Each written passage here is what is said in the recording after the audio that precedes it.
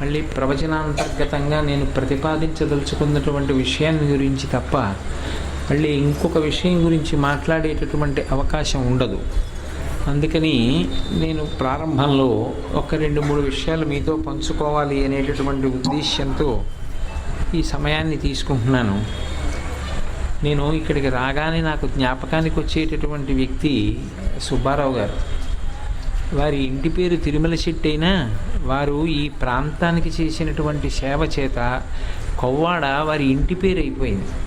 కొవ్వాడ సుబ్బారావు గారు అని. ఆఖరికి నా సెల్ ఫోన్లో ఆయన పేరు, ఆయన నెంబరు ఇప్పటికీ కొవ్వాడ సుబ్బారావు గారనే ఉంటుంది.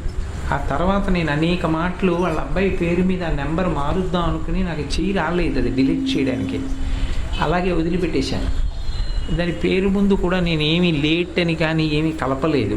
ఈ మధ్యనే ఫోన్ చేసినప్పుడు బాబా అసలు ఈ నెంబర్కి చేస్తున్నాను, నీ పేరు ఏమిటి అని అడిగాను. అడిగితే నా పేరు సూర్యనారాయణ అండి అని వాళ్ళ అబ్బాయి చాలా మంచి మాట ఒకటి అన్నాడు.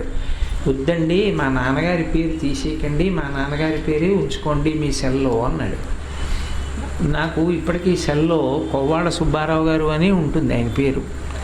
ఆయనతో నాకున్న అనుబంధం పరమ పవిత్రమైంది, చాలా గొప్పది. బహుశా నా దగ్గర అంత అభిమానం సంపాదించుకున్నటువంటి బహుకొద్ది మందిలో సుబ్బారావు గారు ఒకరు. ఎన్నో సభలకు వెళ్ళాను నా జీవితంలో, కానీ అందరితోటి నేను అంత అనుబంధాన్ని పెంచుకోలేదు. వెళ్ళాను, నా కర్తవ్యంగా చెప్పాను, వచ్చేసాను అంతే.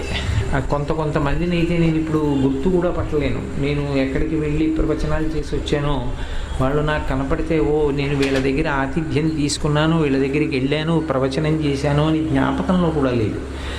1-2 ఇన్ని సభలకు వెళ్ళాను ఇప్పటికీ. కానీ సుబ్బారావు గారితో ఏర్పడిపోయినటువంటి అనుబంధం మాత్రం అంత గొప్పది. ఇక్కడికి వచ్చినప్పుడు మొట్టమొదట కారు దిగుతుంటే ఎందుకో చాలా చిన్నపోతుంది నాకు మనస్సు. అయ్యో ఆయన కనపడరే అని. ఆ విగ్రహం చూస్తే మరీ కడుపులో వెలితిగా అనిపిస్తుంది. ఇలా నేను ఎప్పుడు అనుకోలేదే, ఈయన విగ్రహానికి దండ ఇవ్వవలసి వచ్చింది, ఇన్నిలా చూడవలసి వచ్చింది అని చాలా బాధగా ఉంటుంది. నేను పరమసత్యం చెప్తున్నా. ఒకప్పుడు అసలు నేను ఇంక ఈ ప్రాంగణంలోకి రాలేను అనుకున్నాను. ఇంక నేను రాలేను, బహుశా నా మనస్సు అంగీకరించదని నేను ఇక రాలేను అని చెప్పేసానేమో కూడా నాకు అనుమానం. కానీ నాతో ఆయన అంతేవాసులు ఒక మాట అన్నారు, మీకు అంత అనుబంధం ఉంది కదా, మరి గురువుగారు ఇంత కష్టపడి ఇదంతా నిర్మాణం చేశారు, మీరు రాకపోతే సంతోషిస్తారా? మీరు వచ్చి కార్యక్రమాల్లో మీరు కూడా పాల్గొని 4 మాటలు ఏమైనా చెప్పి వెళితే మా గురువుగారు సంతోషిస్తారా అని నాకు నిజమే అనిపించింది. నేను వస్తే అంత మురిసిపోయేవారు కదా ఆయన, నేను రాకుండా ఉండడం ఏం భావ్యం, కాబట్టి వెడదామనిపించింది. అందుకని తప్పకుండా వస్తానన్నా. ఏమంటూ ఆ పాండురంగ మహాత్యం చెప్పాలనుకున్నాను కానీ అప్పుడు ఇంకా తర్వాత ఇక నా జన్మలో ఎక్కడ పాండురంగ మహాత్యం చెప్తానని మాట ఇవ్వకూడదు అనుకున్నాను. ఎందుకంటే ఆ పుస్తకం ఇప్పటికీ ఎప్పుడైనా ముట్టుకుంటే నాకు సుబ్బారావు గుర్తొస్తాడు. ఎప్పుడైనా ఉపన్యాసంలో ఎక్కడో ఉదాహరిస్తానేమో కానీ అసలు పాండురంగ మహాత్యం నుంచి నేను పద్యం కూడా వెలిగి మీకు చెప్పను. అందుకే నాకు పాండురంగ మహాత్యం తలుచుకుంటే వెంటనే సుబ్బారావు గుర్తొస్తారు. ఒకప్పుడు ఇది చెప్పి ఆయన ఎంతో సంతోషించి యాత్ర చేస్తారు, పండరీపురం పెడతారు, పాపం ఇన్ని ప్రణాళికలు చెప్పారు ఆ రోజుల్లో. నాకు అటువంటి వ్యక్తిని స్మరించకుండా నేను ప్రవచనం ప్రారంభం చేయడం నాకు సాధ్యమయ్యే విషయం కాదు. అందుకని వారిని ఒక్కసారి స్మరించి, వారు కష్టపడి నిర్మించుకున్నటువంటి ప్రాంగణం ఇది, ఎంత పవిత్రంగానో ఆయన ప్రతి నిత్తుటి బొట్టు వినియోగించారు. ఇప్పుడు కారులో వస్తుంటే ధర్మరాజు గారు నాకు జ్ఞాపకం చేస్తున్నారు, ఒకప్పుడు నేను ఆయన్ని హెచ్చరించాను కూడా, ఇలా మీరు ఇళ్ళకి వెళ్ళి పారాయణ చెయ్యొద్దు, మీ ఆరోగ్యం పాడైపోతుంది, నా మాట వినండి, ఎక్కడో ఒకచోటే పెట్టుకోండి పారాయణ అంటే ఆయనే మరి నా మీద ఉన్న ప్రేమ చేతనో అభిమానం చేతనో ఆ రోజుల్లో మన్నించి ఇక్కడే పారాయణలు కొనసాగించారట కూడా. ధర్మరాజు గారు ఇప్పుడు కారులో చెప్తుంటే నాకు ఆ స్మృతులన్నీ జ్ఞాపకానికి వచ్చాయి. అంత ప్రేమైకమూర్తి. అన్నింటికన్నా ఆశ్చర్యం ఏమిటంటే బహుశా నా జీవితంలో నాకు అలాంటి కానుకలు ఇచ్చిన వాళ్ళు ఎవ్వరు లేరు. ఓ చంటి పిల్లాడికి ఇచ్చినట్టు ఆయన నా దగ్గరికి వస్తే ఓ కోకోకోలా సీసా ఇచ్చేవారు. నేను కోకోకోలా తాగుతానా? నేను తాగను. ఎందుకంటే 2 కారణాలు. ఒకటి, నాకు అవి పెద్ద ఇష్టం ఉండవు. 2, నాకు షుగర్ ఉంది. 2 కారణాల చేత నేను తాగను. అయినా ఆయనకి ఏమిటో ప్రేమ. ఆ కోకోకోలా సీసా ఒకటి, పెన్నులు, ఇలాగా చిన్నపిల్లలకి తెచ్చినట్టు ఎంత ప్రేమగా తెచ్చేవారో. నేను కూడా ఏమిటో మరి సుబ్బారావు తెచ్చారని అంత ప్రేమగానూ వాటిని దాచి వాడేవాడిని. ఆఖరికి ఎవరికి ఇచ్చేవాడిని కాదు. మా అమ్మాయి ఎవరో ఇస్తే నువ్వు తాగలేని దానికి ఇస్తుండేవాడిని ఆ కూల్ డ్రింక్. అదో గొప్ప అనుబంధం జీవితంలో. నాకు సుబ్బారావు గారితో ఉన్న అనుబంధం పరమ మధురాతి మధురమైనటువంటి అనుబంధం. ఆయన ఏ లోకంలో ఉన్నా పరమ సంతోషం పొందాలని మళ్ళీ కోటేశ్వరరావు వచ్చారు, ఇక్కడ ప్రవచనం చేస్తున్నారని ఆయన ఇవాళ ఎంతో ఆనందాన్ని పొందుతారు, తప్పకుండా సంతోషిస్తారు అనడంలో నాకు ఏ విధమైనటువంటి సందేహం లేదు. వారిని ఒక్కసారి స్మరించకుండా ప్రవచనం చేయడం సాధ్యం కాక ఒక్కసారి వారిని స్మరిద్దామని ముందు నేను ఒక 5 నిమిషాల సమయం తీసుకున్నాను. ఈ కార్యక్రమాన్ని తరువాత ప్రజలకి అందచేయడం కోసమని ఈటీవీ వారు దీన్ని రికార్డ్ చేసుకుంటున్నారు. అందుచేత మీరు మధ్యలో లేచి ఎవరైనా అటు ఇటు తిరిగితే అది మళ్ళీ ఎడిట్ చేసుకోవడం చాలా కష్టం అవుతుంటుంది, తలకాయలు అవి పడితే కెమెరాలో. అందుకని మీరు కొద్దిగా సహకరించి ప్రవచనం జరుగుతూ ఉండగా మధ్యలో లేచి తిరిగే ప్రయత్నం దయచేసి చెయ్యవద్దు. శుక్లాంబరధరం విష్ణుం శశివర్ణం చతుర్భుజం ప్రసన్నవదనం ధ్యాయేత్ సర్వవిఘ్నోపశాంతయేత్. గురుర్బ్రహ్మా గురుర్విష్ణుః గురుర్దేవో మహేశ్వరః గురుః సాక్షాత్ పరం బ్రహ్మ తస్మై శ్రీ గురవై నమః.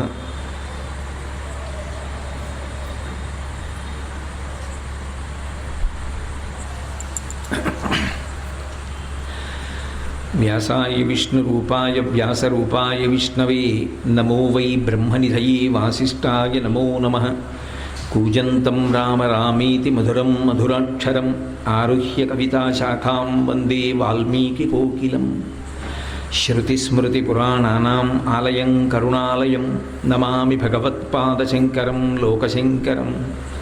వాగర్ధావివ సంపృక్తౌ వాగర్ధ ప్రతిపత్తయే జగతః పితరౌ వందే పార్వతీ పరమేశ్వరౌ. సుక్తిం సమగ్రేతున స్వయమేవ లక్ష్మీః శ్రీరంగరాజమహిషీ మధురైః కటాక్షైః వైదగ్ధ్యవర్ణగుణగుంభనగౌరవైర్యాం కండూలకర్ణకుహరాः కవయోధయంతి. హైమోర్ధ్వపుండ్రమజహన్మకుటం సునాసం మందస్మితం మకరకుండలచారుగండం బింబాధరం బహుళదీర్ఘకృపాకటాక్షం శ్రీవేంకటేశముఖమాత్మని సన్నిధత్తాం. విమలపటి కమలకుటి పుస్తకరుద్రాక్షసస్తహస్తపుటి కామాక్షి పక్ష్మలాక్షి కలిత విపంచి విభాసి వైరించి. మనోజవం మరుతతుల్యవేగం జితేంద్రియం బుద్ధిమతాం వరిష్టం వాతాత్మజం వనరయూధముఖ్యం శ్రీరామదూతం శిరసా నమామి. ఆపదామపహర్తారం దాతారం సర్వసంపదాం లోకాభిరామం శ్రీరామం భూయో భూయో నమామ్యహం. హరి ఓం. పరమేశ్వర స్వరూపైన సభకి నమస్కారం. జంతూనాం నరజన్మ దుర్లభం. అన్ని జన్మలలోకి చాలా చాలా కష్టసాధ్యమైనటువంటి జన్మ, ఈశ్వరుని యొక్క అనుగ్రహం చేత పొందబడేటటువంటి జన్మ. ఏ జన్మ పొందిన తరువాత ఉత్కృష్టమైనటువంటి స్థానాన్ని స్థితిని పొందడానికి అవకాశం ఉంటుందో అటువంటి జన్మ నరజన్మ. అటువంటి నరజన్మని పొంది ఉన్నప్పటికీ కూడా దాన్ని సద్వినియోగం చేసుకోకుండా పాడైపోతామేమో అనేటటువంటి ఉద్దేశ్యంతో ఈశ్వరుడు గురువుగా అనేక అవతారాలు తీసుకున్నాడు. మనకి సనాతన ధర్మంలో ఉండేటటువంటి విశేషం ఏమిటంటే భగవంతుడు కేవలం భగవంతుడిగానే అవతారాలుగా రావడం కాదు, భగవంతుడు గురువుగా అవతారం తీసుకున్నాడు. మీరు భగవన్మూర్తుల యందు ఎవరిని తీసుకోండి, ఈ సిద్ధాంతం స్పష్టంగా అర్థమవుతుంది. మీరు బ్రహ్మగారిని తీసుకున్నారనుకోండి, సృష్టికర్త, ఆయన అద్వైత గురు పరంపరలో ప్రముఖ స్థానాన్ని పొందాడు. అందుకే నారాయణం పద్మభువం వశిష్టం శక్తించ తత్పుత్ర పరాశరంచ వ్యాసం శుకం గౌడపాదం మహాంతం అని. నారాయణం పద్మభువం, నారాయణమూర్తి తర్వాత పద్మభవుడైనటువంటి బ్రహ్మగారు గురు పరంపరలోకి వచ్చారు. విష్ణువు సరే, నారాయణ సమారంభాం వ్యాసశంకర మధ్యమాం అస్మదాచార్య పర్యంతాం వందే గురు పరంపరాం అంటాం. నారాయణుడు గురు పరంపరలో అసలు మొట్టమొదటివాడు. అద్వైత గురు పరంపర చెప్పినప్పుడు ప్రారంభస్థానం ఎక్కడ చెప్తాము అంటే నారాయణం పద్మభువం, శ్రీమన్నారాయణుడిని మొదట చెప్తారు. ఆ నారాయణుడు కృష్ణావతారంలో మళ్ళీ పరిపూర్ణావతారంలో జగద్గురువు, కృష్ణం వందే జగద్గురుం. శివుడు సదాశివ సమారంభాం, సదాశివుడుగా గురుస్వరూపం. ఆయనే దక్షిణామూర్తిగా మౌనవ్యాఖ్యా ప్రకటిత పరబ్రహ్మతత్వం యువానం వర్షిష్టాం తే వసదృషిగణైరావృతం బ్రహ్మనిష్టై ఆచార్యేంద్రం కరకలిత చిన్ముద్రమానందరూపం స్వాత్మారామం ముదితవదనం దక్షిణామూర్తిమీడే అని శంకరుడు గురుస్వరూపంగా దక్షిణామూర్తిగా మౌనవ్యాఖ్య చేశాడు. ఆ శంకరుడే నమః కపర్దినీ చ వ్యుక్త కేశాయ చ అని పెద్ద జటాజూటంతో ఉంటే శంకరుడిగా ఉన్నాడు. బోడిగుండుతో వస్తే శంకర భగవత్పాదులుగా వచ్చి ఆశ్రమ నియమాన్ని పాటించి యావత్ భారతాన్ని కూడా పాదచారి అయి పర్యటించి సనాతన ధర్మాన్ని, దాని యొక్క వైభవాన్ని, దాని ప్రమాణాన్ని సువ్యవస్థితం చేశాడు. అందుకే పరమశివుడే శంకర భగవత్పాదులుగా వచ్చాడు. అలాగే ఒకప్పుడు శ్రీ మహావిష్ణువు దత్తాత్రేయుల వారిగా అవతార స్వీకారం చేసి జగద్గురు స్థానంలో దత్తాత్రేయుల వారిగా నిలబడ్డాడు. సరే, పరదేవత ఎప్పుడూ గురుస్వరూపం. అందుకే ఆవిడ యొక్క నామాలు చెప్పేటప్పుడు గురుమండల రూపిణీం అంటారు. సమస్త గురువుల యొక్క రూపం ఎవరు అంటే అమ్మవారే. అందుకని ఆవిడ గురుమండల రూపిణీం. ఇప్పుడు సనాతన ధర్మమునందుండేటటువంటి గొప్పతనం ఏమిటంటే భగవంతుడొకడు, గురువు ఒకడు కాడు. ప్రారంభంలో భగవంతుడే గురువుగా వచ్చాడు. గురువుగా వచ్చి, అరే నేను వీళ్ళకి నరజన్మనిచ్చాను, కానీ వీళ్ళు ఈ నరజన్మ సక్రమంగా వినియోగించుకోగలరో వినియోగించుకోలేరో, కాబట్టి నేనే వీళ్ళకి ఈ నరజన్మ యొక్క ప్రశస్తిని తెలియచేసి వీళ్ళు ఎలా సద్వినియోగం చేసుకోవాలో బోధ చేస్తాను అని వచ్చాడు ఆయన. అనేక పర్యాయములు వచ్చాడు. వచ్చినప్పుడల్లా ఏదో ఒక ప్రమాణాన్ని అందిస్తూ ఉంటాడు. శ్రీకృష్ణ భగవానుడిగా వస్తే భగవద్గీతను అందించాడు మనకి. అలాగే ఆయన దక్షిణామూర్తిగా వచ్చాడనుకోండి, ఆయన మౌనమే పెద్ద వ్యాఖ్య. ఆ దక్షిణామూర్తి స్తోత్రం శంకర భగవత్పాదులు చేసింది, అదే ఒక పెద్ద వ్యాఖ్య. ఒక్కొక్క రూపంలో వచ్చినప్పుడు లోకానికి తత్వబోధ చేస్తూ వెళ్ళాడు. ఎందుకంటే మనుష్య జన్మలో అన్నిటికన్నా చాలా గొప్ప విషయం ఏది అంటే అసలు ఆ జన్మ ఎందుకు వచ్చిందో తెలుసుకొని పండించుకోవడం. ఆ పండించుకోవడం ఎలాగో చెప్పవలసిన వాడెవరు అంటే గురువు. ఆ గురువుగా ఆయన అనేక మార్లు వచ్చాడు. అది దేశకాలములను బట్టి ఎప్పుడు ఎలా వస్తే, ఏ రూపంతో వస్తే లోకానికి తాను అటువంటి తత్వాన్ని అందించడానికి అవకాశం ఉంటుందో అటువంటి రూపాన్ని పొందాడు. గురువు ఏ రూపంలో ఉండనివ్వండి, పైన ఉండేటటువంటి వేషంతో సంబంధం ఉండదు. అది లోపల జ్యోతిస్వరూపం. అందుకే ఆ గురుగీతలో పరమశివుడు పార్వతీదేవితో మాట్లాడుతూ ఒక మాట అంటాడు, జ్ఞానానల ప్రభావేన తస్మై శ్రీ గురవై నమః అంటాడు. పైకి మనం ఎలా శరీరంతో ఉంటామో అలా పాంచభౌతికమైన శరీరంతో ఉన్నట్లు కనపడతాడు గురువు. కానీ అది రగిలిపోతున్న జ్ఞానాగ్ని, అది ఒక జ్యోతిస్వరూపం. జ్ఞానాగ్నియే రూపు దాల్చి భూమి మీద నడిస్తే గురుస్వరూపంగా నడుస్తాడు. అటువంటి గురువు పరమ కారుణికుడై ఉంటాడు. అపారమైనటువంటి దయ. అయ్యో వీళ్ళిలా పాడైపోతున్నారే అని చూస్తూ ఊరుకోడైన మనం బాగుపడడానికి కావలసినటువంటి మార్గాన్ని మనకి తెలియచేస్తాడు. అందుకే గురువు యొక్క ప్రధాన లక్ష్యమేమి అంటే గురువు మనం తరించడానికి కావలసినటువంటి మార్గాన్ని ఉపదేశం చేస్తూ ఉంటారు. అలా వచ్చినటువంటి అనేక మంది గురువులలో లోకానికి దార్శనికులై లోకాన్ని నడిపించడానికి వచ్చినటువంటి మహాపురుషులలో ఒకరు సాయిబాబా గారు. అందుకే సాయిబాబా గారు నరజన్మ ప్రశస్తిని, నరజన్మలో నరుడు పొందవలసినటువంటి వైభవాన్ని అనేక చోట్ల చిన్న చిన్న విషయాలుగా అద్భుతంగా ఆవిష్కరించారు. రామకృష్ణ పరమహంస చిన్న చిన్న కథల రూపంలో తత్వావిష్కరణ ఎంత అద్భుతంగా చేస్తారో, సాయిబాబా గారు కూడా అలాగే ప్రజలకి మార్గదర్శనం చేయించారు. యోగి పుంగవుడై రగిలిపోతున్నటువంటి జ్ఞానాగ్ని అయి నిలబడి ఆయన లోకానికంతటికీ కూడా అనుసరించవలసినటువంటి మార్గాన్ని నేర్పారు. అందులో ఆయన అవతారానికి ప్రధానమైనటువంటి సిద్ధాంతములుగా రెండు చెప్పబడతాయి. ఒకటి శ్రద్ధ, రెండవది సహనము. అందుకే సాధారణంగా ఎప్పుడు ఎక్కడ మీరు సాయిబాబా గారి మూర్తిని చూసినా ఆయనకి ఇరువైపులా ఈ రెండు వ్రాయబడి ఉంటాయి, శ్రద్ధ సహనము. ఒక్కొక్కరు ఒక్కొక్క సందేశాత్మకమైన జీవితంతో ఉంటారు. శంకర భగవత్పాదులు ఉన్నారనుకోండి, వారిది అద్వైత సిద్ధాంతాన్ని ప్రబోధం చేశారు. తత్వమసి మహావాక్యం, జీవబ్రహ్మైక్యత గురించి శంకర భగవత్పాదులు ప్రతిపాదిస్తూ ఉండేవారు. సాయిబాబా గారి దగ్గరికి వచ్చేటప్పటికి ప్రధాన సిద్ధాంతం ఏమి అంటే శ్రద్ధ సహనము. ఈ శ్రద్ధ అనేటటువంటి మాటని చాలా చాలా జాగ్రత్తగా అర్థం చేసుకోవాలి. ఎందుచేత అంటే ఆయన ఆర్తి, ఆయన తాపత్రయం, ఆయన చెప్పాలనుకున్నటువంటి విషయం, ఆయన లోకానికి చెయ్యాలనుకున్నటువంటి మార్గదర్శనాన్ని అంతటినీ కూడా మొట్టమొదట ఆయన ఈ రెండు అక్షరాల్లోకి పొదిగారు. శ్రద్ధ. శ్రద్ధ అన్న మాట కొంచెం ఎందుకు అవసరమైందో అసలు పరిశీలించాలి. శ్రద్ధగా ఉండాలండి అంటూ ఉంటాం. శ్రద్ధ అవసరం ఎందుకు వచ్చింది మనుష్యుడికి? ఈ శ్రద్ధ మిగిలిన ప్రాణులకి ప్రతిపాదింపబడదు. శ్రద్ధగా మేత మేసిందా లేదా, శ్రద్ధగా కుడితి తాగిందా లేదా, శ్రద్ధగా పొలం దున్నిందా లేదా అని ఎద్దును అడగరు. శ్రద్ధగా దూడని చూసుకుంటోందా అని ఆవును అడగరు. శ్రద్ధగా ఇల్లు కాపాడుతోందా అండి అని కుక్క విషయంలో అన్వయం చేయరు. శ్రద్ధగా ఉన్నాడా మనిషికి అన్వయం చేస్తారు.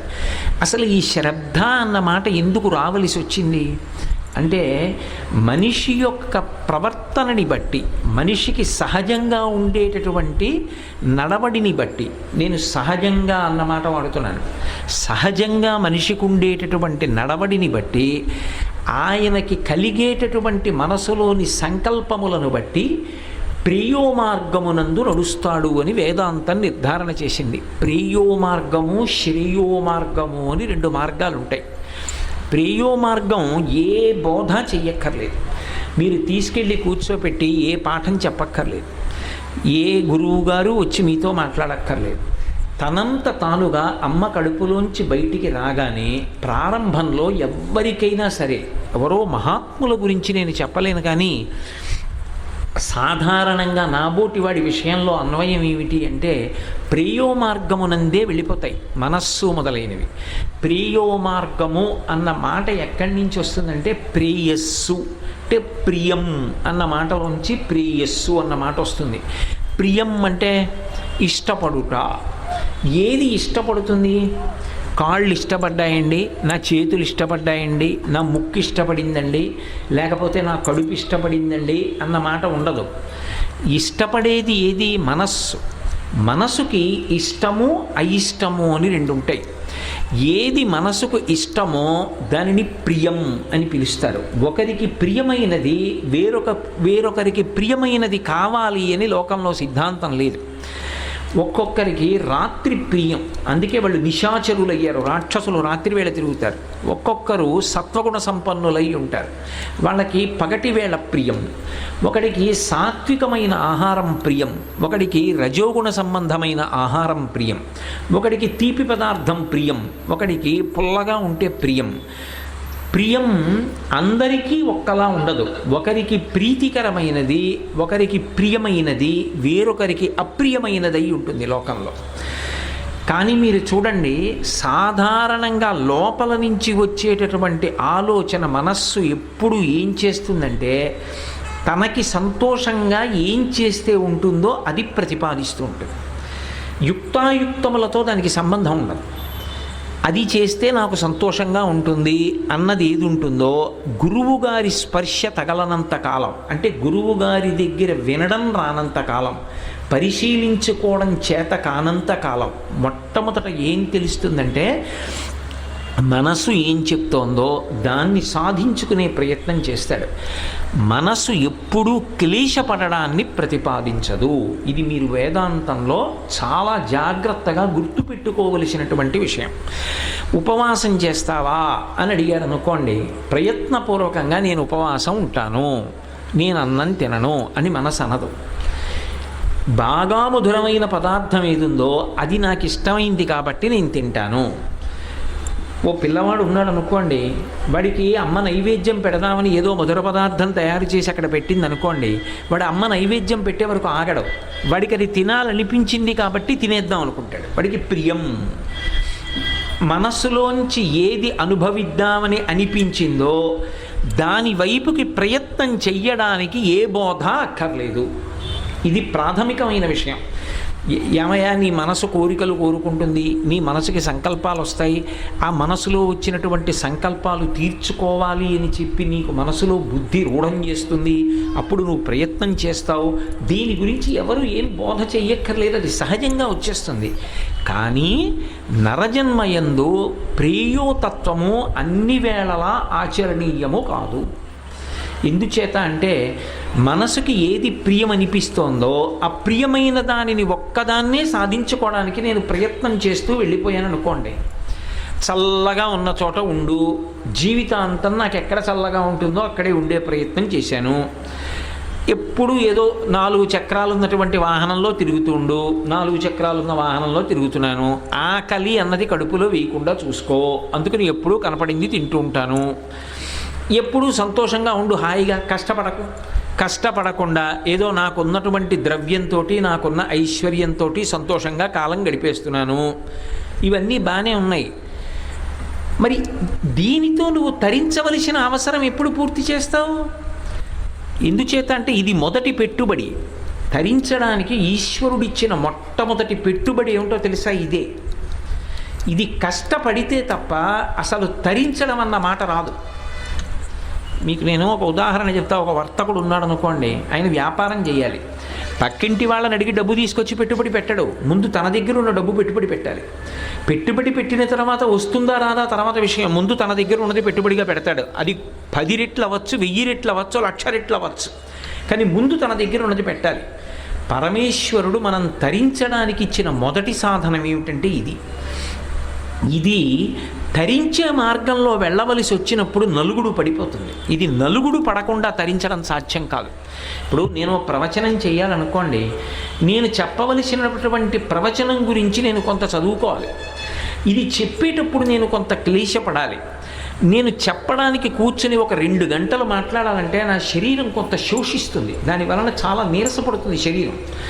మీరు ఒక 2 గంటలు మాట్లాడితే మీకు తెలుస్తుంది దాంట్లో ఎంత శోష పొందుతుందో, ఎంత బాధ ఉంటుందో, దాని తర్వాత శరీరం ఎంత నీరసిస్తుందో అర్థమవుతుంది. అంత నీరస పెడుతుంది. కానీ నీరస పెడుతుంది అని నేను 2 గంటలు ప్రవచనం చేయడానికి అంగీకరించలేదనుకోండి, నేను ప్రశాంతంగా హాయిగా కూర్చుంటాను. హాయిగా అన్నమాట నా మనసు ఎలా గడపమంటే అలా గడుపుతాను. అప్పుడు తరించడం ఎలా? తరించాలి అంటే నువ్వు శరీరం కష్టపడి తీరాలి. ఒక పూజ చెయ్యాలి, నువ్వు భోగం మానేసి పూజలో కూర్చోవాలి. అప్పుడు నీకు తినాలనున్నా ముందు నువ్వు తినకుండా పదార్థాన్ని ఈశ్వరుడికి నైవేద్యం పెట్టి ప్రసాదం తీసుకోవాలి. నీకు పద్మాసనం వేసుకుని కూర్చోవాలి, నీకు అలా కూర్చోవడం ఇష్టం లేకపోయినా కూర్చోవాలి. నీకు పంచె కట్టుకోవడం ఇష్టం లేకపోయినా పంచె కట్టుకోవాలి. నీకు గోచి పెట్టుకోవడం ఇష్టం లేకపోయినా కుచ్చిళ్ళు పెట్టి గోచి పెట్టుకోవాలి. అప్పుడు ఇవి నీ మనసుకు ప్రియమైనవి కావు, నీ శరీరమునకు ఉత్సాహకరమైనవి కావు, కానీ చెయ్యాలి. అంటే నలుగుడు పడుతోందా లేదా? పెట్టుబడి పెట్టాలి. మొదట దేన్ని పెట్టాలి? ఈ శరీరాన్నే పెట్టాలి. ఈ శరీరాన్ని పెట్టవలసి వస్తే దేన్ని ప్రమాణం చేసుకుని పెట్టాలి? ఇది జాగ్రత్తగా పట్టుకోవాలి మీరు. ప్రియం నాకు ఎదురుగుండా కనపడుతుంది. నేను ఇప్పుడు ఈ ప్రవచనం మానేశాను అనుకోండి, నేను ఇక ప్రవచనాలు చేయను, నేను రాను ప్రవచనాలకి. నేను ఇంటి పట్టున కూర్చుని నాకు ప్రియమైంది నేను చేసుకుంటాను అని నేను ఇంట్లో కూర్చుని ఏదో నాకు కావలసినట్లు నేను గడిపేస్తున్నాను అనుకోండి, ఏదో పిచ్చాపాటి మాట్లాడుకుంటూ. ఏదో మనవలతో ఆడుకుంటూ బిడ్డలతో కబుర్లు చెప్పుకుంటూ గడిపేశాను. ఈశ్వరుడు ఏమండవు. ఒక్కటి జ్ఞాపకం పెట్టుకోండి, కాలము తిరిగి రాదు. కాలమునందు ఈ శరీరము శాశ్వతము కాదు. ఇది కొన్నాళ్ల తర్వాత పడిపోతుంది ఈ శరీరం. అప్పుడు ఈ శరీరంతో నేనేం చేశాను? ఉన్నతిని పొందడానికి, లోపల జీవుడు ఉన్నతిని పొందడానికి దీంతో నేనేం చేశాను? దీనికి ప్రియమైన మార్గాన్ని అనుసరించా. దీనికి ఏది సంతోషంగా ఉంటుందో అది చేసుకుపోయా. దీన్ని కష్టపెట్టైనా సరే నేను ఇంకొక మార్గం వైపు వెళ్ళడానికి ప్రయత్నించాల. ప్రియం మీకు కళ్ళ ముందు కనపడుతుంది. మా మనవలతో నేను ఆడుకున్నాను అనుకోండి, నాకు ఎదురుగుండా కనపడుతుంది. నా మనవలతో నేను ఆడుకున్నాను, నేను సంతోషంగా గడిపాను. ఇవాళ వాళ్ళని తీసుకుని నేను ఏదో ఓ ఉద్యానవనానికి వెళ్ళాను. వాళ్ళని కొంతసేపు ఉయ్యాలా ఊపాను. వాళ్ళు పకపక నవ్వారు, తాత తాత అని వెంటపడ్డారు. నాకెంతో సంతోషంగా అనిపించింది, బాగుంది, కళ్ళ ముందు కనపడింది. మానేసి వాళ్ళని వదిలేసి వాళ్ళతో మాట్లాడకుండా వాళ్ళని ఆడించకుండా 2 గంటలు ప్రవచనం చేయడానికి వచ్చాను. ఇప్పుడు ఈ 2 గంటలు నేను ప్రవచనం చేస్తే, నా శరీరాన్ని కష్టపెడితే, నేను నలుగుడు పడితే, ఈ శరీరం నేను పొందినందుకు ఒక ప్రయోజనం ఉన్నది. ఈశ్వరుడు అన్నవాడు ఒకడు సంతోషిస్తాడు. మళ్ళీ నాకు జన్మ ఉంటుంది. ఈ జీవుడు దీంతో పోదు యాత్ర. ఈ శరీరం వదిలేక ఇంకో శరీరంలో కెడతాడు. అప్పుడు ఆ శరీరంలో ఇంకా పుణ్యకార్యాలు చేయడానికి అవకాశం దేని వల్ల వస్తుందంటే, ఇప్పుడు నేను పడిన నలుగుడు వల్ల వస్తుంది. ఇప్పుడు నాకు ఒకటి చెప్పండి, ఇందాక నేను మనవలతో ప్రియం అనుభవించేటప్పుడు కంటి ముందు నాకు తెలిసింది ఆడుకున్నానని.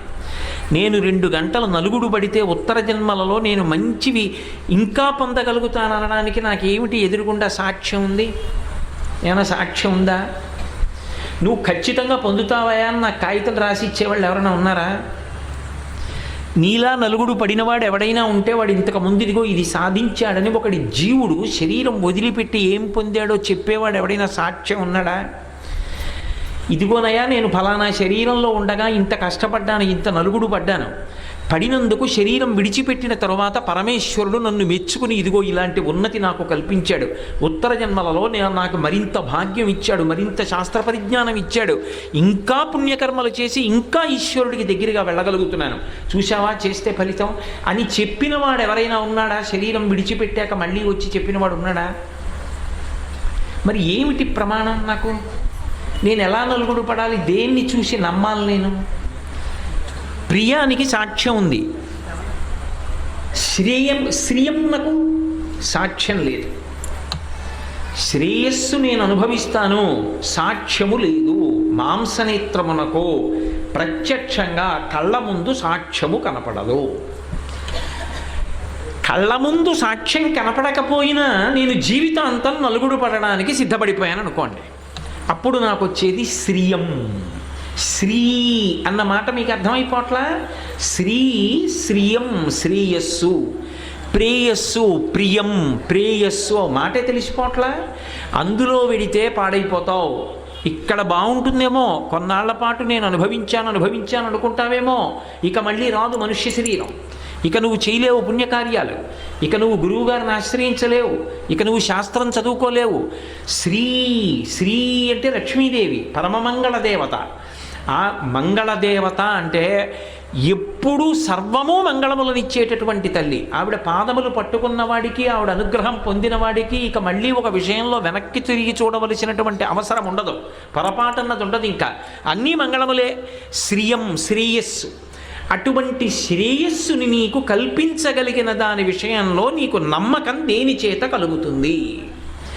నేను ఇది చేస్తాను, నా దగ్గర కొంత డబ్బు ఉందండి, మీకు బాగా అర్థం అవడానికి ఆయన ఎందుకంత తాపత్రయపడ్డారో ప్రతిపాదన చేయడానికి నేను ప్రయత్నిస్తున్నా. నా దగ్గర కొంత డబ్బు ఉంది, నేను ఆ డబ్బుతో ఒక వస్తువు కొనుక్కున్నాను. నాకు 10 వేళ్లకి బంగారు ఉంగరాలు ఉన్నాయనుకోండి, నేను 10 వేళ్లకి బంగారు ఉంగరాలు ఉండగా ఇంకొక 10 ఉంగరాలు కొనుక్కున్నాను. ఇవాళ ఈ 10 పెట్టుకుంటే రేపు ఇవి తీసేసి ఆ 10 పెట్టుకుంటాను. నాకు సంతోషం ఉంది. నేను సంపాదించిన డబ్బుతో 20 ఉంగరాలు నా దగ్గర ఉన్నాయి. నేను 20 ఉంగరాలు మార్చి పెట్టుకోగలను. నా కళ్ళ ముందు సాక్ష్యం ఉంది, ప్రియం నేను అనుభవిస్తాను. శ్రియం నువ్వు 10 ఉంగరాలు కొనుక్కోవడం మానేసి ఆ డబ్బుతో అన్నదానం చేస్తే, దీనులైన వారికి కడుపు నిండా అన్నం పెట్టి వాళ్ళు కడుపు నిండా అన్నం తింటే నాలో ఉన్న నారాయణుడు వాళ్ళల్లో ఉండి అన్నం తిని సంతోషిస్తున్నాడని నారాయణ సేవ అని నువ్వు సంతోషించగలిగితే, దానికి నువ్వు ఆ ద్రవ్యాన్ని ఇవ్వగలిగితే ఈశ్వరుడు సంతోషించి నీకు పుణ్యం ఇస్తాడు అన్నాను అనుకోండి. ఇప్పుడు నేను నలుగుడు, ఇది పక్కన సాబూరి అంటే సహనం అన్న మాటకి నలుగుడు తట్టుకొనుట, దాన్ని సహనం అంటారు. ఓర్పు అంటే చేతకాక తట్టుకోవడం కాదు, అది దాని మీద నమ్మకంతో తట్టుకోవడం. ఇక్కడ 10 ఉంగరాలు కొనుక్కుంటే కళ్ళకు కనబడ్డాయి, అన్నదానం చేస్తే పుణ్యం వస్తుందని ఏమి నమ్మకం? నేను ఇలా నా జీవితం అంతా చేసేసి శరీరం వదిలేశాను, అప్పటికి కొన్ని కోట్లు ఖర్చు పెట్టేశాను. ఖర్చు పెట్టేసిన తర్వాత అలా ఏమీ లేదయా, ఎవడో చెప్పాడు నువ్వు ఖర్చు పెట్టావన్నారు, లేకపోతే అసలు అలా పుణ్యము పాపము ఏమీ లేవు అన్నారు అనుకోండి. అప్పుడు నేను ఏమైపోవాలి? అయిపోవడానికి ఏమీ లేదనుకోండి, అయిపోయింది.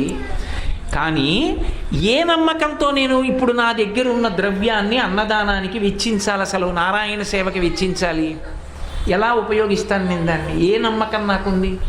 ఇక్కడ ఉంగరాలంటే నమ్మకం ఉంది, పోనీ నేను వెళ్ళిపోయాక మా అబ్బాయి పెట్టుకుంటాడు, కానీ నేను 1000 మందికి అన్నదానం చేస్తే నాకు పుణ్యం వస్తుంది అనడానికి సాక్ష్యం ఏమైనా ఉందా అంటే సాక్ష్యాలు 2 ఉంటాయి. ఏమిటా సాక్ష్యాలంటే, 1 గురువు, 2 శాస్త్రము. ఈ 2 సాక్ష్యాలు. ఈ రెండిటి మీద నీకు నమ్మకం ఉంటే శ్రద్ధ అంటారు.